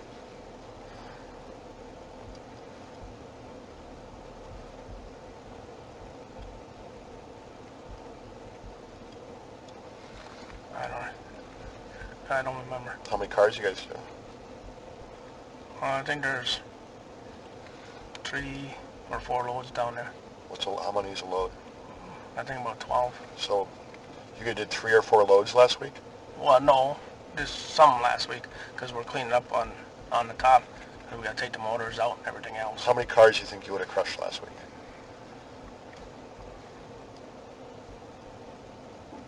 Maybe 12. Okay. 15. Did they go anywhere? No. They all stayed on site? They're all there. Chuck or Earl helped you? No, just Earl. Just Earl? Yeah. Was he doing them by himself or with your help?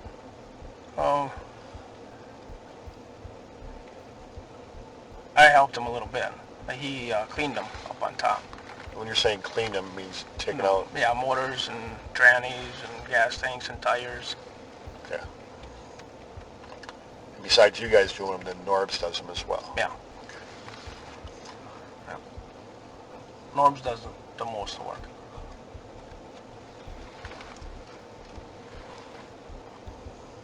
But you know how to operate it? Yeah. You and Earl operate Yeah. it?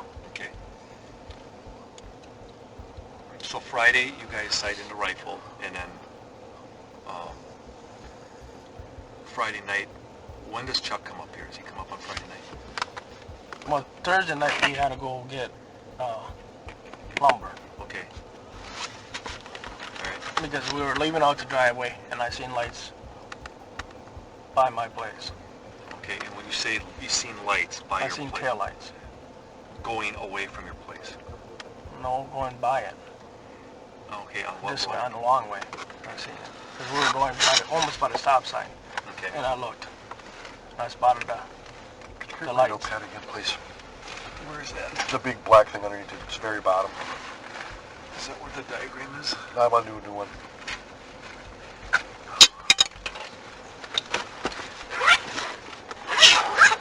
We kind of chopped off that diagram yesterday because you put the houses, but you didn't put the yard and stuff, Do me a favor, take your time. Let's start with a new diagram. We'll put the road way up here, okay? Okay. So Avery Road is right here. Let's call it Avery Road this way, and then what, 172 it is? And, include the yard and all the property if you can. Take your time. I don't know how you were in art class. I was terrible. Shit. I did stick people. You got this as Avery Road? Yeah, just Okay. make this kind of like the driveway or something Okay. to the business area. Okay. Do whatever you want there. But we've never been there, so it kind of helps us understand what you're talking about sometimes. So use up some space. If we need more paper, we'll just add some on there too.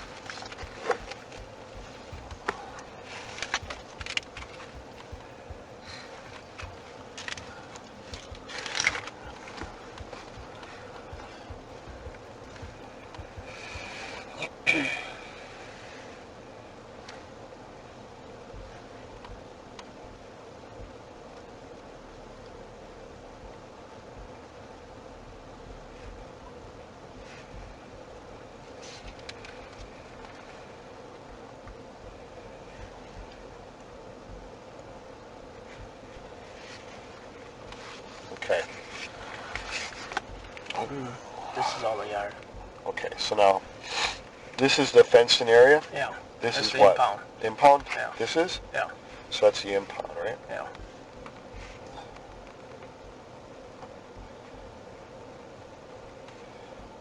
This is the fence? Yeah. This right here? That's the garage. Is this the garage that you refer to when you go to work? Is this the garage you go to? No. This one. Is that the shop? That's the shop. That's what you guys call the shop? Yeah. Okay, we'll call this the shop. What's this referred to? The storage. What do you keep in there? Alternators, starters, Things that you pull out of cars? yeah, Okay. radiators, This is Chuck's what? house.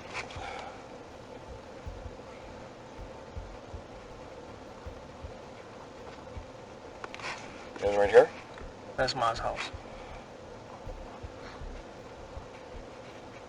Right here? That's another garage. What's that garage for? That used to be the main garage. Oh, so it's the old shop? Yeah, the old shop. Okay, right here. That's the impound. Yeah. Barb's house? Barb's house.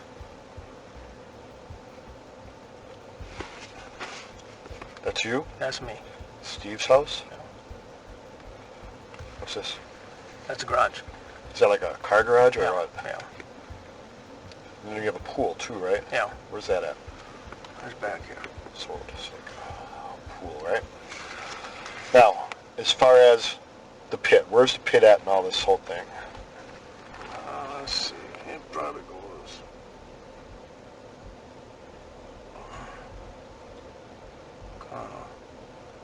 Like this.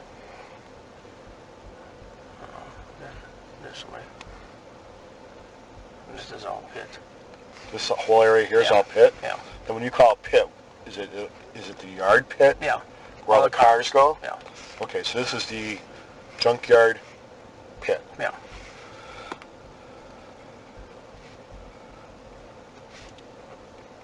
Okay, down in this pit area where all the cars are, what kind of equipment's down in here? Anything? Well, there's the crusher's back here. Right here? Yeah. Then there's a pond. Where's the pond? About right in here. Come on, draw the pond just a little bit.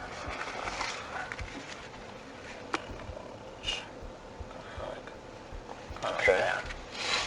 Okay, so there's the pond. What else is down there of importance? Any front end loaders or any things like that? No. Okay, how about, what do you guys use to go from the garage to the pit and stuff? Do you drive your cars or golf carts like you have here? Sometimes old beaters. Old beaters? Yeah. You have like this, like Yeah. that? Golf carts and things too, or Yeah, my mom's got one. We use that once in a while. what do you use that She for? does. Oh, haul parts down there. So that's for haul parts back and forth? Well, it ain't, but Ma, she drives it. Okay, so where's she usually keep that at? That's in her garage. Where's her garage? Oh, I ain't got on it. It's supposed to be right here. She has a garage right here? Yeah.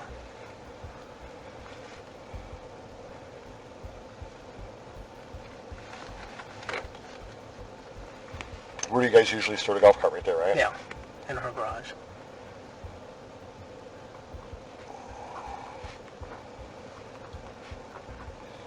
Okay, let's go back to the van. Where'd you say the van was at? What van? Oh, right here on the road. Right on the road? Well, here's that's the property line, so it's right here. Okay. So this is where the van was. And where did she park, Teresa? When she came, she parked right there. Okay. And that was a green SUV, right? Yeah. Which way was she facing? That way. This way? Yeah.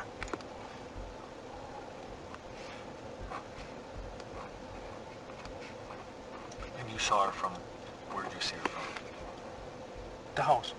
Your house? Yeah. And you were there since 11, you said, right? Yeah. Who else was home at Barb's house when she came to you? Bobby was. Bobby? Yeah. Okay. Anybody else that was home that you know of? Brian? Is that your other? No, Brian was working. So Bobby was home. Where was Barb at? Barb was working too. So Bobby was at the house. How do you know he was there? After I went over there. So later, after you got done with her, Yeah. and you went over to Barb's, you said? Yeah. Who was at Barb's when you went over? Well, he was. And nobody else? No, And nobody else. why'd you Just him. stop at Barb's? I don't know. I mostly just walk right over there. Pardon? I just mostly walk right over there. So after she leaves, you put the Auto Trader magazine in your house. Yeah. Then I went over there. And you walked right over right away? Well, he was gone. He just left. Bobby did? Yeah. Okay, so you walk over to Barb's though, right? Yeah. Who's there? After she left, when I walked over there, he left. Did you see him leave? No. So he was already gone? Yeah, he just left. So nobody was at Barb's then? No. But the first time, when I come home or before that, I went over there and I talked to Bobby. 11 o'clock? Somewhere in there. Okay. Or it was after, it was 12 o'clock. Because I was outside for a while. Okay. Because I went in the house. Barb's already gone. Yeah. But I know, I talked to him somewhere in there, I can't remember. But before she came, you talked about it. Yeah. And then after she left, you went over by Barb's, Bobby left. Yeah. What Bobby leave? What did he drive somewhere or take what did he drive? Yeah, he took his Blazer. Do you know where he went? No. Okay. So when you were there at 11 o'clock, sometime after 11 o'clock, you actually talked to Bobby. Yeah. And then you go back to your place. Yeah. And then when the lady comes at 2 o'clock, you talk to her. Then you get done with her and you go back over to Barb's, but Bobby's gone because the Blazer's gone? No. Did you go inside there at all? No. Okay. Where'd you go from there? Went back home. Okay, and you stayed there up until supper time? Probably somewhere in there. Okay. Just So I want to make went sure. by Sorry. All right.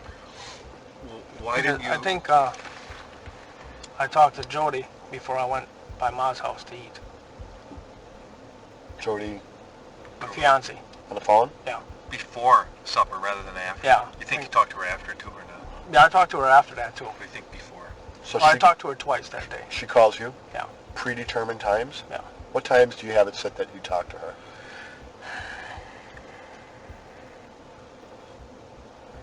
5, 6 o'clock. So you, First time. she's in jail. She has to call collect, right? Yeah. So do you guys have it arranged that she's calling you at a specific time Yeah, mostly at 5 o'clock, every day? Almost. Or is I she told trying her- all day? No, she ain't trying all day. Because she knows I'm working all day. Okay, so between 5 and 6, which normally you're out of work, Yeah. you're waiting at your place for a phone call from her, more Yeah. than likely. Okay. Because most of the time, at 5 o'clock when I'm done, I go eat. So then it's at 6 o'clock when she calls. We talked about the crusher, the pond, the whole junkyard pit. Is there anything else down there, like front-end loaders or any other equipment? How about, do you guys burn stuff or crush stuff? Or what do you all your garbage and stuff like that? Mostly back in the corner. Where at? Back here. What's back there? This garbage, what people put their garbage in, this garbage. So you guys burn the stuff back there? No, we don't burn nothing back You there. just toss garbage Yeah. back there. Yeah. Do you guys burn anything? No. Okay. Do you don't have any burning murals or open pits? Or, Not in the pit, no. okay. Down in your residential area where you guys live, Yeah. do you guys burn your Oh garbage? yeah, there's burning barrels and that. Where at? I just got one there. Mom's got one here? Yeah. And my sister's got some over here. Over And I here? think I got one out here. You got one out front? Yeah. Where at, right here? Yeah, someplace in there, yeah. Okay, and then where's your sister got some? Behind the house. Right here? Yeah. How many? Probably 3, 4 of them. 3 or 4? Yeah, somewhere in there. She has kids. Yeah. And a lot of garbage. Yeah. So your mom has one, your sister has about 3 or 4, you have one. Yeah. What about Chuck? Yeah, he's got one too. Where at? I think that's over here someplace. Okay. So this X equals burning barrels, right? How often do you guys burn? When's the last time you burned?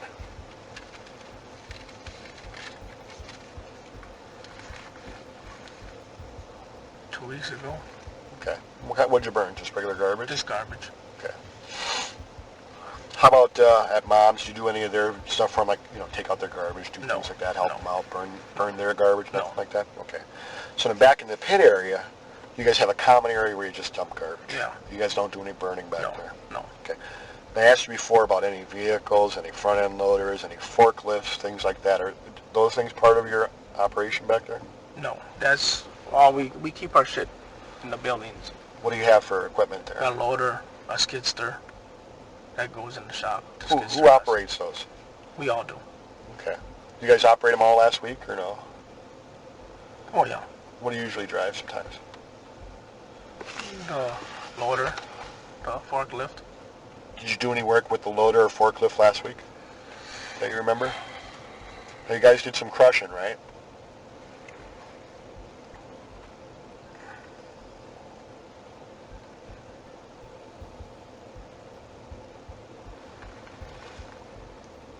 Well, I don't know if that was last week.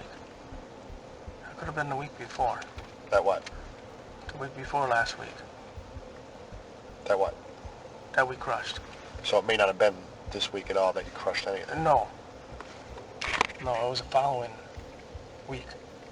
2 weeks ago that you crushed? Or Oh yeah, this whole week must week. be in the week before before? that we crushed them. Because Okay. Earl worked almost all week to get them all the ones ready on top. Okay. And when you say you're in the garage, I'll be back. What work you're doing? I mean, what are you doing, Steve? Cleaning up the mess, sweeping, taking parts off of cars. Okay, just putsy stuff. Yeah, I take a transmission out, motor out, and everything. On Monday, after Teresa left, you didn't go back to work. Why not?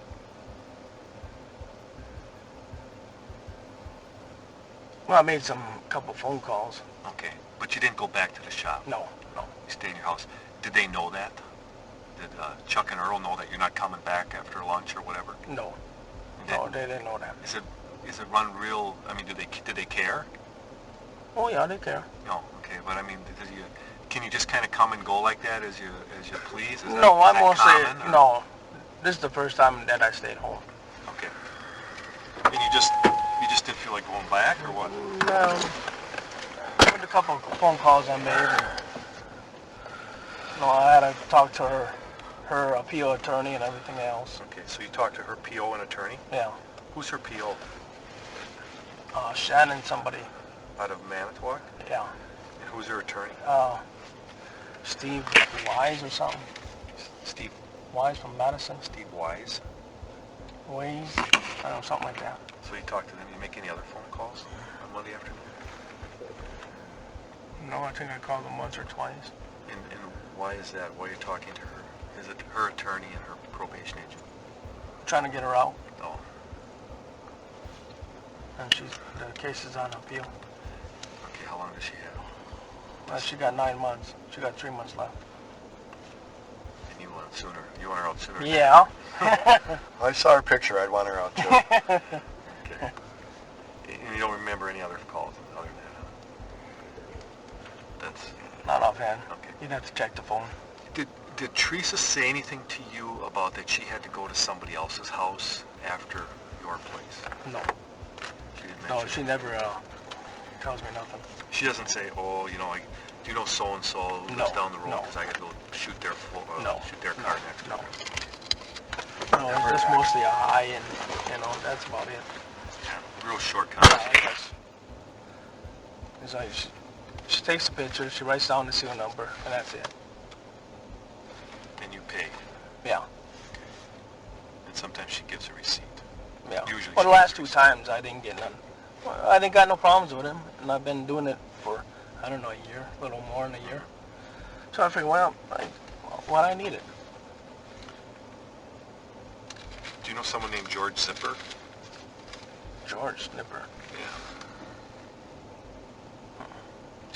She didn't say that name at all or anything? She No. had to go see. No.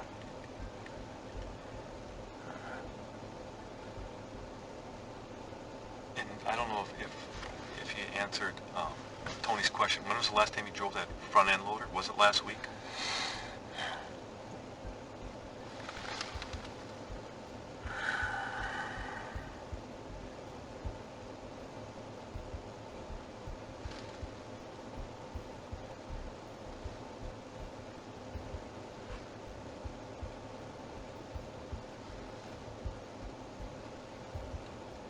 Yeah, I think I might have drove it.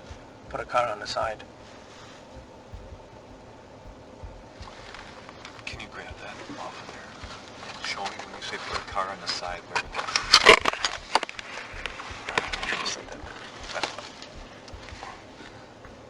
be? See, here's the shop, so I've been out of here and probably over here or, back in here. Okay, but this is the fenced-in area. Yeah, this is the fence in there. This stuff's not. No. But there's old cars out here. Yeah, and there's cars here too. Okay. So most time, I'll drop it off here, or sometimes they're newer and they go up here. When was the last time you drove the golf cart? Golf cart?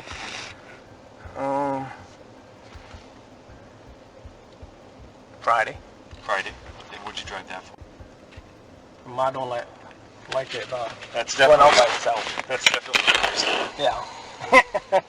Now, on Thursday night, you saw taillights. Can you show me on that diagram where the taillights were? Well, they seem like they were behind me, so they're in here. Is that a road? No, it's a hill. Okay. Is it But you could drive on it. Okay, and they were behind your house. That's what it seemed And like. they were coming which direction? The taillights were back here, so they had been going this way. Okay, what is back there if you keep following those taillights? It's all gravel pit. That's all Redon's here, and that goes out behind our house. So is there an access road back there or something? Yeah, it's all open. It's open, so anybody could just drive on that. Yeah, Where'd it come in from? Redon's pit. Okay, why don't you draw that back area of the pit? Kind of, like, if you were to come in from the backside, draw us a diagram how you'll come in from the backside.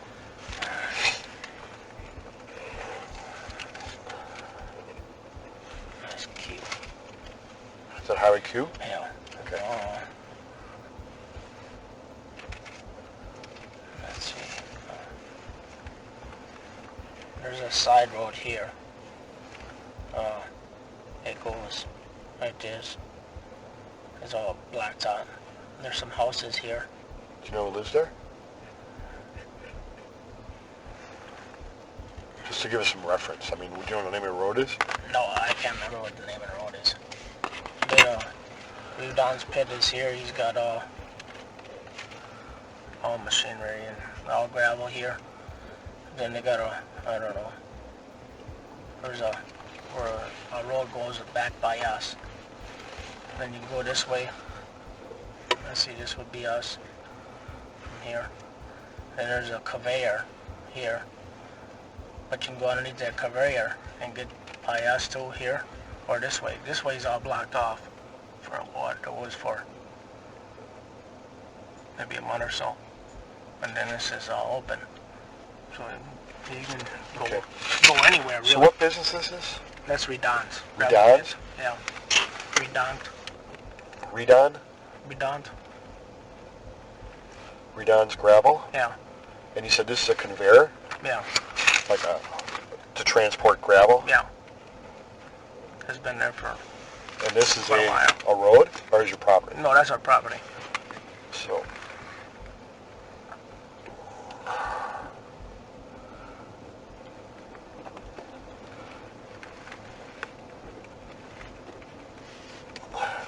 a person could essentially go down County Q, down to Redon's Gravel, you say? Yeah. And then drive in through the back of Redon's Gravel, Yeah. underneath the conveyor, and it brings them to a... To the back of the junkyard. And is that a gated thing, or fenced-in thing, or blocked off road, you said? No. That's just, they put a hill there. There's a property line. Okay, so there's like a hill. So to get through that hill, to get it back into your property. Well, I only go so far, then there's this open. So you There's could... cars blocked. There's cars are blocking the area there, Yeah. so to drive in, you have to get past those cars. Yeah, otherwise we got a car there, because we used to get gravel from Redon. Uh-huh. And sometimes we take that car out of the way and put it back, you know. And, Just to block that road so you Yeah. can't get in. yeah, but then the other side is all open. Or otherwise you can go up on the hill, Uh-huh. and then I'm back over here, and you can get through there and everything else. Or you take this road, and there's a field there, and you can drive the field. So some person would really have to know their area back there to get back into that back area, right? I don't know. I mean, I couldn't just think, okay, I want to drive back into Avery property, and I'm going to... Would I be Yeah, able to you'd poke have my to. way back Yeah. there? I probably wouldn't be able to do it, would I? Yeah, I would? yeah. Okay. Yeah, they caught quite a few people back there already. All right. You're talking about Sheriff's Department or whatever? Well, yeah, Redont, and then he calls the cops. And, Well, and that's what and that's what we're looking at, because let's go back to that this map. What direction is south on here? south would be on top, yeah. So where's north? Down here? North would be here. So if I were to draw an arrow, where's north? Down here? Yeah. Okay. No. Do you know where her car was found? No. Okay, it's on that south property line by that berm. Is that little hill you're talking about? That hill By the pond? No, I think it's by the pit. You just said there's a hill or something? Or there's let's see. Here's Chucky. There's a road here that goes down in the pit. You know, and there's a property line, and it's built up, and then it goes all the way this way. All right. And that's all dug out. Okay. Where are the cars parked back there on that south side? They're all in here. Okay. And that's where her car was found. So anywhere in here? Now, I asked you about describing what she was wearing that day. Do you remember it all again? Did you think about that? I can't remember what she was wearing. Okay. And you didn't have any conversation with her other than... No, we never do. Did she ask you how much you wanted for the vehicle and No. stuff like that? No. How did she get that information? Well, it got on a piece of paper. Who gave her a piece of paper? I did. Okay. You didn't tell me that yesterday. So, she's there, she's outside taking a picture, you said right away. Yeah. You go outside. What do you have with you that you're bringing to her? That's the piece of paper with the money. Okay. See, the money's put it in a piece of paper. And you did that? Yeah, Who wrote up the piece of paper? I did. Did you do it inside the house before she came? Well, that was done, I don't know, maybe Saturday. Who did that? I did that. What does it say on the wrote it piece of paper? For sale, 1989, Dodge van. Make an offer, and it had the phone numbers. And you had the money in there and everything else, Yeah. and you gave it to her. It had her number and my cell phone number. Okay. And as far as what she was wearing, I mean, if you could just close your eyes and think about it, could you think about what she was possibly wearing?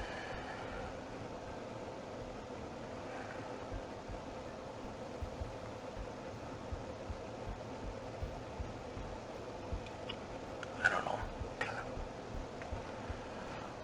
And then you gave her the money while she's getting you to book, or did you give it to her right away? I or gave it to her right away. when she's taking the pictures? Yeah. How do you get to the point of going from the van where she's taking the picture to her vehicle for the book? And walk. Did she tell you that you asked her for a book? No, she said I got the book in the truck. Okay. And every time that she comes, she gives you a book? Yeah. Yeah. So then you follow her towards the truck? Yeah. What happens next?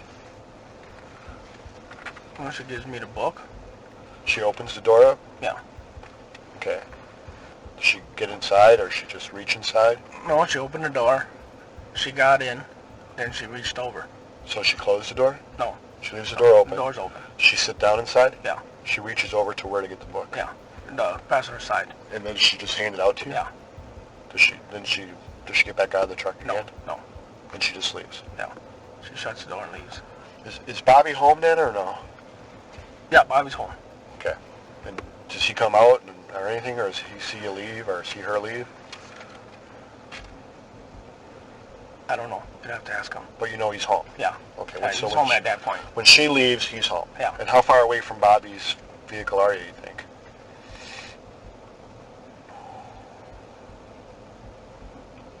Well, his vehicle's sitting by her garage. So that's only... Like from here to where? Where we're looking right here? From here? Yeah. Probably the other side of the shop there. The other side of the blue shop? Yeah. So probably that's about what, maybe 80 feet? And you know he's home though, right? Yeah. When she's leaving. Yeah. Okay. And just when I walked in the house and come back, and he was gone. So just in that moment of Yeah. you saying goodbye to Teresa, Yeah, and going walking to your out. house with the paper, and coming back, you notice that he's gone. Yeah. But while she's giving you that thing, he's still there. Yeah. So okay. Within, I don't know, that second. So With this- her vehicle running, his is quiet. Uh-huh. He probably, at the same time, almost.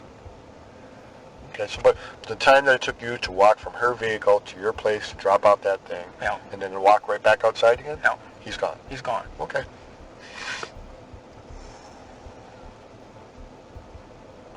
Do you know where she's at? Who? Teresa. Oh, no. And did you have anything to do with her at all disappearing? Or? No. And the only time that she's ever been to your house is just to knock on the door? Yeah, that's it. Tell us Just about with that time. When was that? How long ago? 15 times that you've had contact with her. When do you think it was that she actually came to the door? How many times? The last time. Monday. She came to the door. No. Okay. I seen her. The last time she knocked at the door, well, that was probably for my car. How long ago would that have been?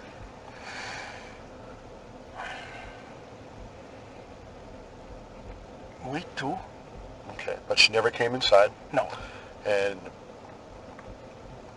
seeing that you remember about your car when she knocks on the door, what time of day was that she did that contact with you? And that was around 3 o'clock. So that was like, again, you called up and said, hey, I have a vehicle to sell? Yeah. And they came over that same day? Yeah. You're at home? Well, I don't know if I made it that Monday. I could have made it during the week. Okay. That one. So she came over, knocks on the door, Yeah. and what happens? I got the money. I mostly got it all made out. It's on the bar or by the computer. Okay. So that's all done. Then I grabbed that, then give it to her. Outside? Yeah. And then she gave you another one of those books again? Yeah, she always does. And she took pictures of your vehicle? Yeah. But that was about 3 o'clock. Because I called her, and then she called me back Okay. on that one. Because she was going to be running late, so it'll be about 3 o'clock, she said. So if she runs late, she gives you a call? Yeah. But she was never inside the house. It's the only time that she's knocked on the door that you recall, or was there other times that she knocked on the door too? Probably was? Yeah, there probably was. Maybe at first. I can't remember. That's so long ago. Yeah, and it's always been her? Yeah, it's always been her. Yeah. Did she call you on Monday prior to coming over at 2 o'clock? Not this time, no. Last, You sure?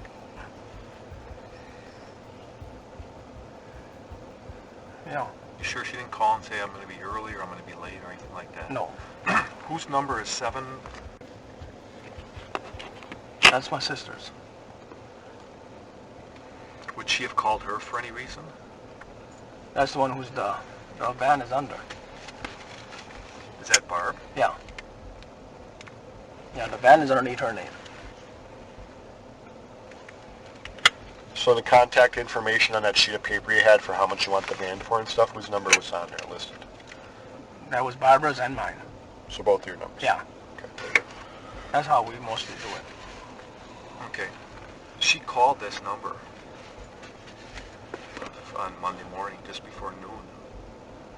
And Barb wasn't home, though, huh? No, she was at work. Bobby would have been home, Yeah. right? Yeah. You were not in your sister's house. No. At 11:45. No. And Teresa never said, oh, by the way, I just called and talked to your nephew or anything like No. that. She never said that. See, he works third shift. Okay. Sometimes he's sleeping, and sometimes he's up. About the receipt, you said for the most part, up until at least 2 times, you always gotten a receipt from her, right? Yeah. This last time, you didn't ask for a receipt? No, when I put my Pontiac in, I told her I don't need no more of them. I said, what for? Okay. I got good service with the truck. I trust them. When she did write out a receipt, I mean, she have it to you right away, or Yeah. she got it for a vehicle, or she... No, she have it done all the way. She had it done Yeah. beforehand? Yeah. So when you're at the point up until you're selling your Pontiac, you always got a receipt from her, but then at the Pontiac, you said, hey, I don't need a receipt no more. Yeah. So you said no more. I don't need no more. So then it comes Monday, she doesn't prepare a receipt for you at all? Well, I don't know. She doesn't give you a receipt, No, right? no. Okay. So she must have it with her or whatever. Okay. Yeah, I told her I don't need no more. What for? Okay. And then, like you told me, that your sister asked you if you'd give her the money because she didn't have it, or Yeah. what? Okay. She didn't have it to spare, so I said, well, that ain't no problem. I can handle that for now. I'm going to jump out and make a phone call. Can you have him initial or sign and date those sheets that you Sure. drew that for us? Sure. Okay. Just give me a second. I'm going to throw my initials on there. Throw yours on there. How's your dad doing? Is he doing all right? Yeah, he's doing better. How much did he have to drink last night? Pretty much. Yeah? Yeah. He's a nice guy, though. I like him. He's probably seen a lot more at accident scenes than I'd ever seen my whole life. Right? Do you ever Yeah. think, as a kid growing up, I mean, you and I are about the same age. I was born in 61. You were born in 62. So we went through the 70s and 80s there. Yeah, that's where the good days. Yeah. So, God, did Dad always do towing then for the Yeah. sheriff's department and everybody else? So I come home with stories? But now we don't get nothing. Really? We haven't been getting none Why not? since I had that sexual assault with Penny Bernstein. So that cut into the business? Oh, yeah. That sucks. Well, they don't call Avery no more. They call everybody else. You know, can have an accident right down the road, and they'll call somebody else. Don't you say, hey, put us on the list? I mean, Chuck and Earl, they complain all the time. then they won't put you on the list. Well, they put us on the list. We get all the abandoned ones, but half of them we don't get either. We get the junk. Have you call them on it? Oh yeah, quite a few times. They still, that sucks. That's why I think they're out to get me. Well, With this other case with the lawsuit and everything, I don't know. well, I guess you probably wonder yourself, but you got to think about the factual things. I mean, someone actually goes through the problems and troubles to put her car on your property. You know? I mean, I'm not from there. I have no allegiance to the idea of what Manitowoc County does. And it's like, I'm trying to understand this, Steve. It's like, wait, this is pretty wild. You know, when I talk to TVs too, they don't understand it.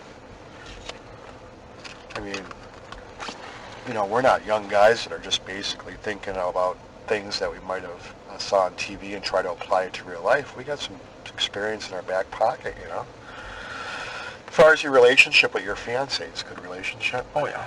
Yeah. Yeah, sometimes we argue over the phone, but Yeah.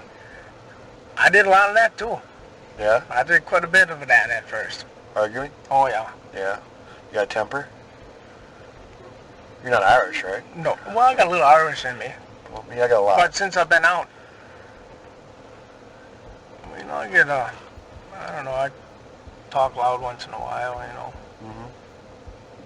but that's about it. How's she? She talk loud too, or no? Yeah, especially when she was drinking.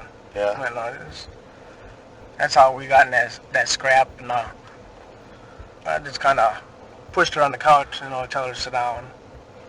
And that's why they arrested me, because I touched her. How long ago was that?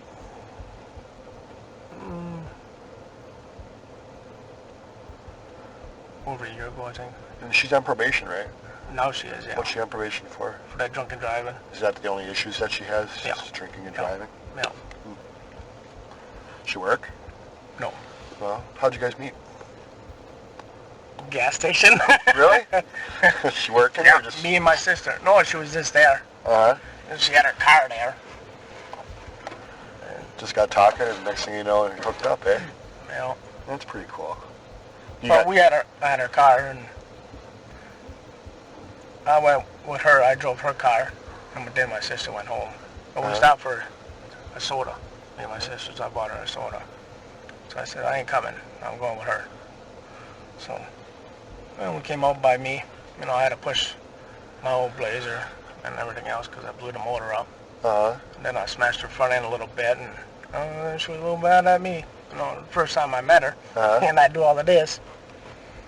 I got that all done. We stayed there for a little bit. I showed her the ice shack what I was living in at first. Then we went for a ride. Then it was foggy out. Then I put it in the ditch. Well, long story straight, she got accused for it because I took off. I had Barbara pick me out, and she went that way, and before I knew it, they got arrested. So she took one for you, eh? Well, it ain't nothing to put the car in the ditch when it's foggy out. Yeah. Now that's what she's fighting now. Well, they're gonna find anything inside your place if they look. Well, They were in already. I let them in it. I'm just asking. I let them in it already. I ain't got nothing to hide. Okay. What about this girl's family? I mean, what would you want to tell them? I wish they'd find her. Oh, I wish she'd show up so we can see what really happened. Why she go or what? You know, because I know my family went through hell. I can figure what they went through. I know when I was married to my wife, we went through a lot of stuff. I can figure how they are. It ain't not nice. So you were married before? Yeah. Is this before you went to prison? Yeah. Any kids? 5. Really? You have 5 kids? Yeah, set of twins and that. No kidding. But I only see one now. The rest of them, they want nothing to do with me. How old's your oldest? Oh, now you want me to do that? No, just roughly. 21, 22. Oh, you're like me. Yeah. Wow. So then, of course, from what went on back then, I imagine it worked on your relationship with your kids and your wife and family, eh? Is that what basically broke you guys up? Mostly, yeah. Yeah? No. The kids live around it? No, or no? Yeah, there are 3 of them are around.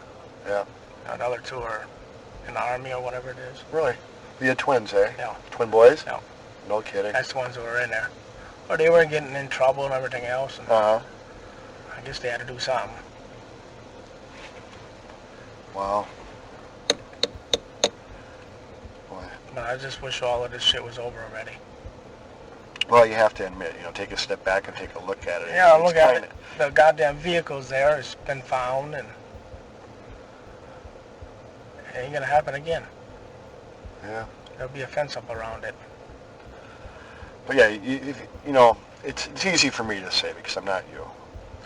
But if you try to disassociate yourself from it and take a step back and say, okay, let's say I'm not me for a moment. I'm looking at this big picture. What do I think?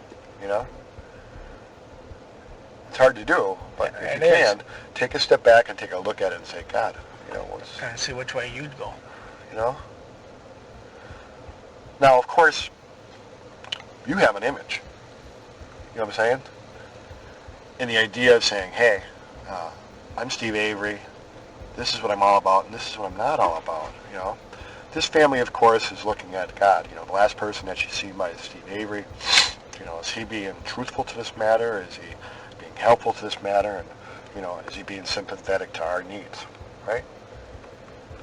So, you're talking to us. You're telling us exactly what we need to know as far as her last being there. And hopefully, next week we're all talking about the idea that this is, we found her, hopefully she's safe. I hope so. Yeah. Not for my sake, but for her family's sake. Mm-hmm. Because I know how it feels. And my other kids don't want nothing to do with me. And that's almost the same thing. I don't see them.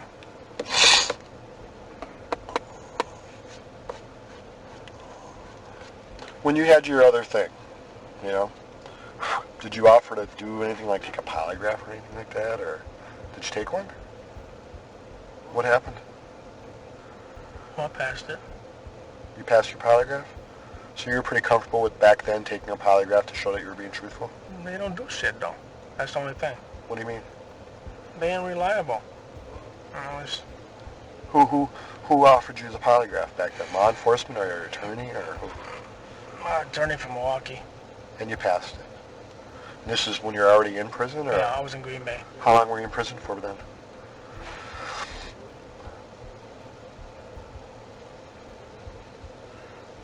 A couple years, I think. And law enforcement never offered you a polygraph?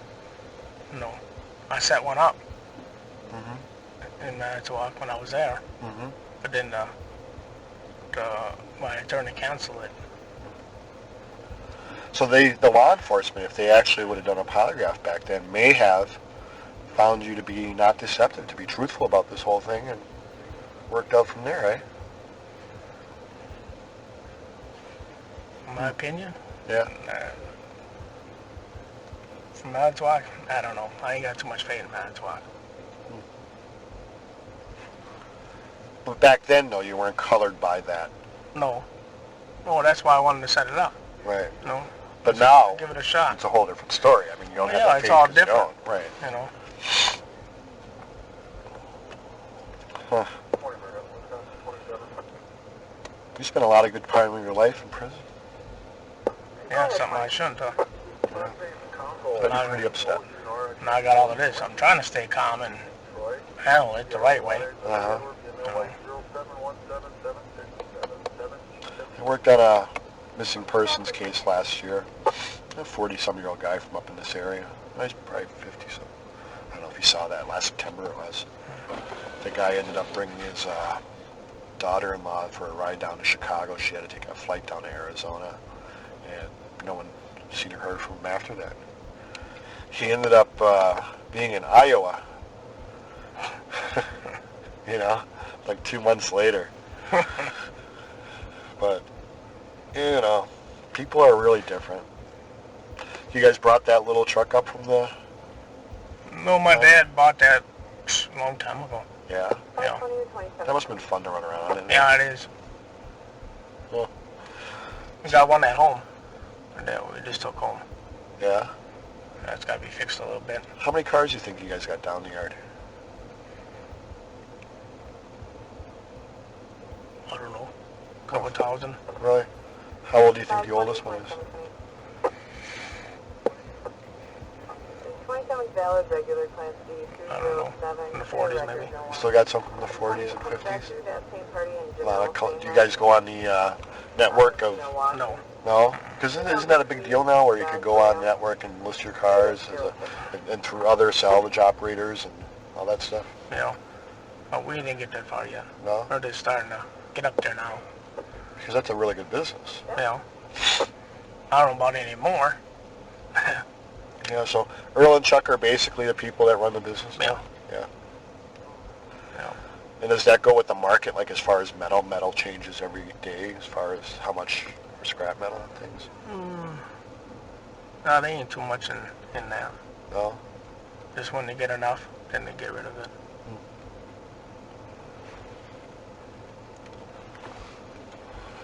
Yeah, guess you just can't sell too much at one time, and with the taxes and the insurance and. Yeah, but it's a family affair, eh? Yeah. So is Bobby, you said works midnights, where does he work? Hamilton's. Furniture? I think the one on Memorial Drive, I think. Whatever it is. You do any fishing and stuff too, or no? I haven't been doing that lately. No? Where do you usually do fish? I used to when I came out. On the lake? At first, yeah. Yeah. What do you think of that break wall in Manitowoc? The what? The break wall. Going into the lake. How it's been redone, the whole break wall thing. Yeah, it looks nice. Yeah, it is nice. I remember I spent a real hot day down there once. I used to work for the DNR a long time ago. Sat down there working fishermen. But I used to like Manitowoc. I used to like Two Rivers a lot. I used to do a lot of drinking when I was down in Two Rivers, going from bar to bar in the wintertime. The Shed. I don't know if you remember Memorial Drive, the mall. Remember that little strip mall that's there? Used to have a bar there called East 40. Yeah. I don't know if you remember that. Yeah, I remember that. Yeah. And then, was it Godfathers or Goodfellows? Downtown Manitowoc? Capone's? Yeah. I don't know. But the linebacker? That's still around, isn't it? I don't know. Yeah. And I told you about Fatso's Subs. Yeah. Yeah, that place was pretty good.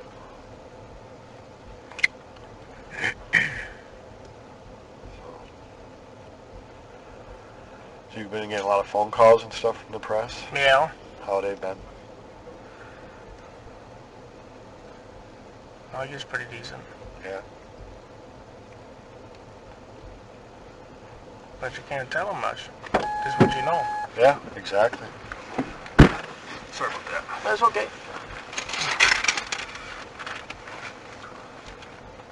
We're just shooting the breeze. You know what would help us out? If you would write out a statement as to the events of Monday, Tuesday. I think you could do that. But I think I gave enough. Okay. Well, and my lawyers, I don't know if they'd go for that. Okay. We'd have to talk to them.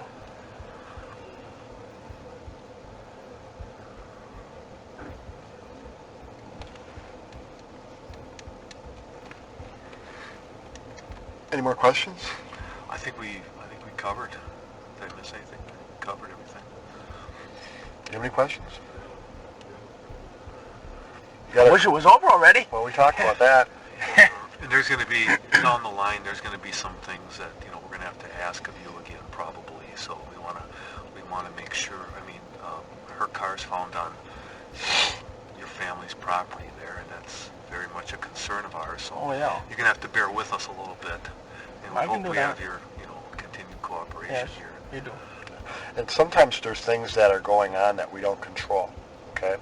So in the idea that if something comes up and you say, God, that Tony O'Neill or that Kim Skrolinski, I want you to understand something. This picture's a lot bigger than both of us, all right? Oh, so yeah, a lot of I know. times our bosses are basically directing and orchestrating what's being done. Don't take it and put it towards us in the idea that we're the ones that are controlling that part of it, okay?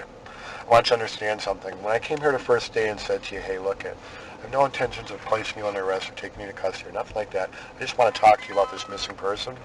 Hello? I'm up front, Steve, okay? If I'm going to arrest you or take you into custody, I'm going to tell you that. I'm not going to lie to you. Oh, yeah. So as far as any distrust or anything like you may have with other officers in Manitowoc, I'm giving you my word that if I'm going to do something with you, I'm going to tell you up front. And I'll make that promise to you. Okay. All right? Because I gain nothing out of anything. I don't get no extra toaster at the end of the month. No, I don't think so. Okay? So even the same way, let's keep it open. You have questions and you're saying, boy, he said this, but I wonder what he meant by that, Give me a call.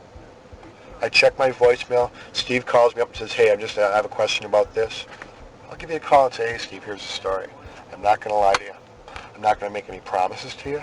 I'm not going to do anything that you're going to say to yourself, boy, that O'Neill screwed me over. I won't do that. You've been through enough of that. Yeah. Is that a deal? That's a deal. All right. Anything else, Kim? Well, I was going to ask him, I think you've indicated that anybody could have access to the back of that yard.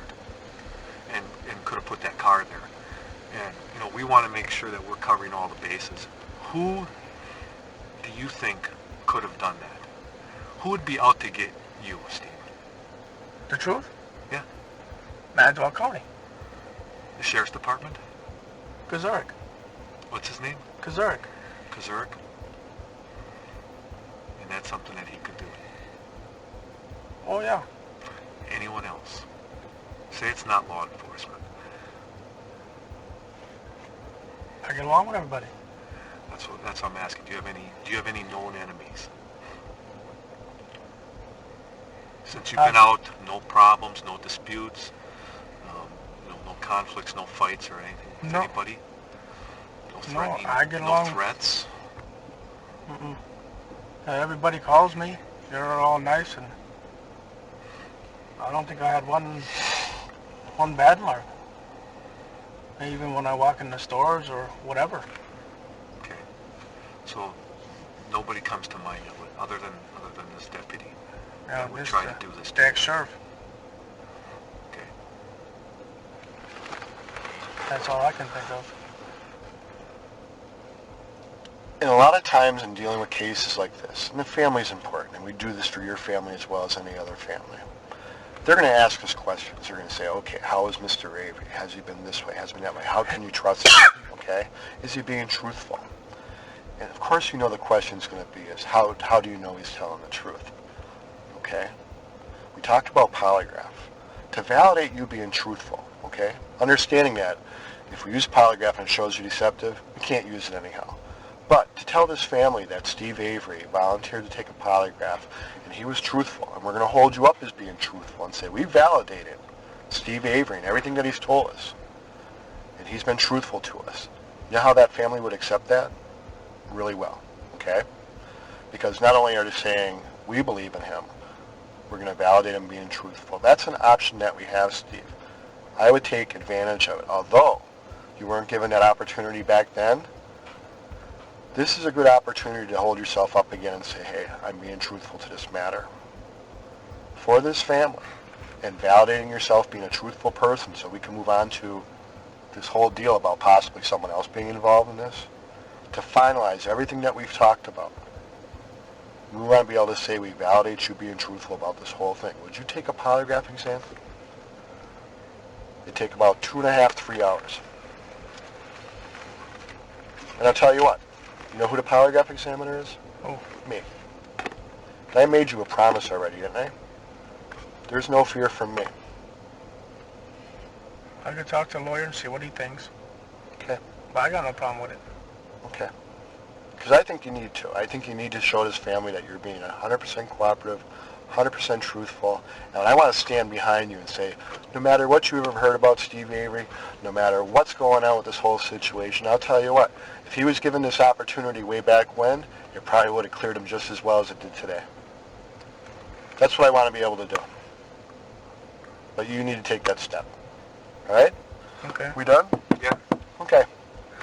Take care. I'll talk to the lawyer. Can you go answer it? And Yeah, nothing else, we're done. I can give you a call. Do that. Either way. Okay. All right? You know, as long as it put me out, that's fine then. No, I want to validate you being Yeah. truthful. Yeah. So I got no reason to So lie. we can get past this Avery family. All right? Yeah. All right. Think about Okay. it. And remember, if they say, hey, look it, we're going to advise against it, still think about the idea. You're a grown man. You do what you want to do. Trust in me. Okay? I get no toaster. And I tell you what, we take this polygraph exam and I'm going to hold you up being truthful. I'll stand right behind you saying you are. Yeah, I got no problem with it. Okay? No cost to you. 2.5 hours right in Marinette. You call me. In fact, I'll give you my cell phone number. Give me my card.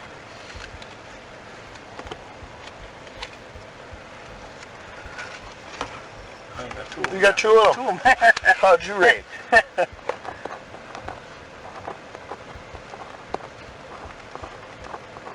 Okay. All right. We'll be here for a little while yet, but that's okay. Go take Yeah, your that's- phone call. All Thanks. right. Okay, thanks. Bye.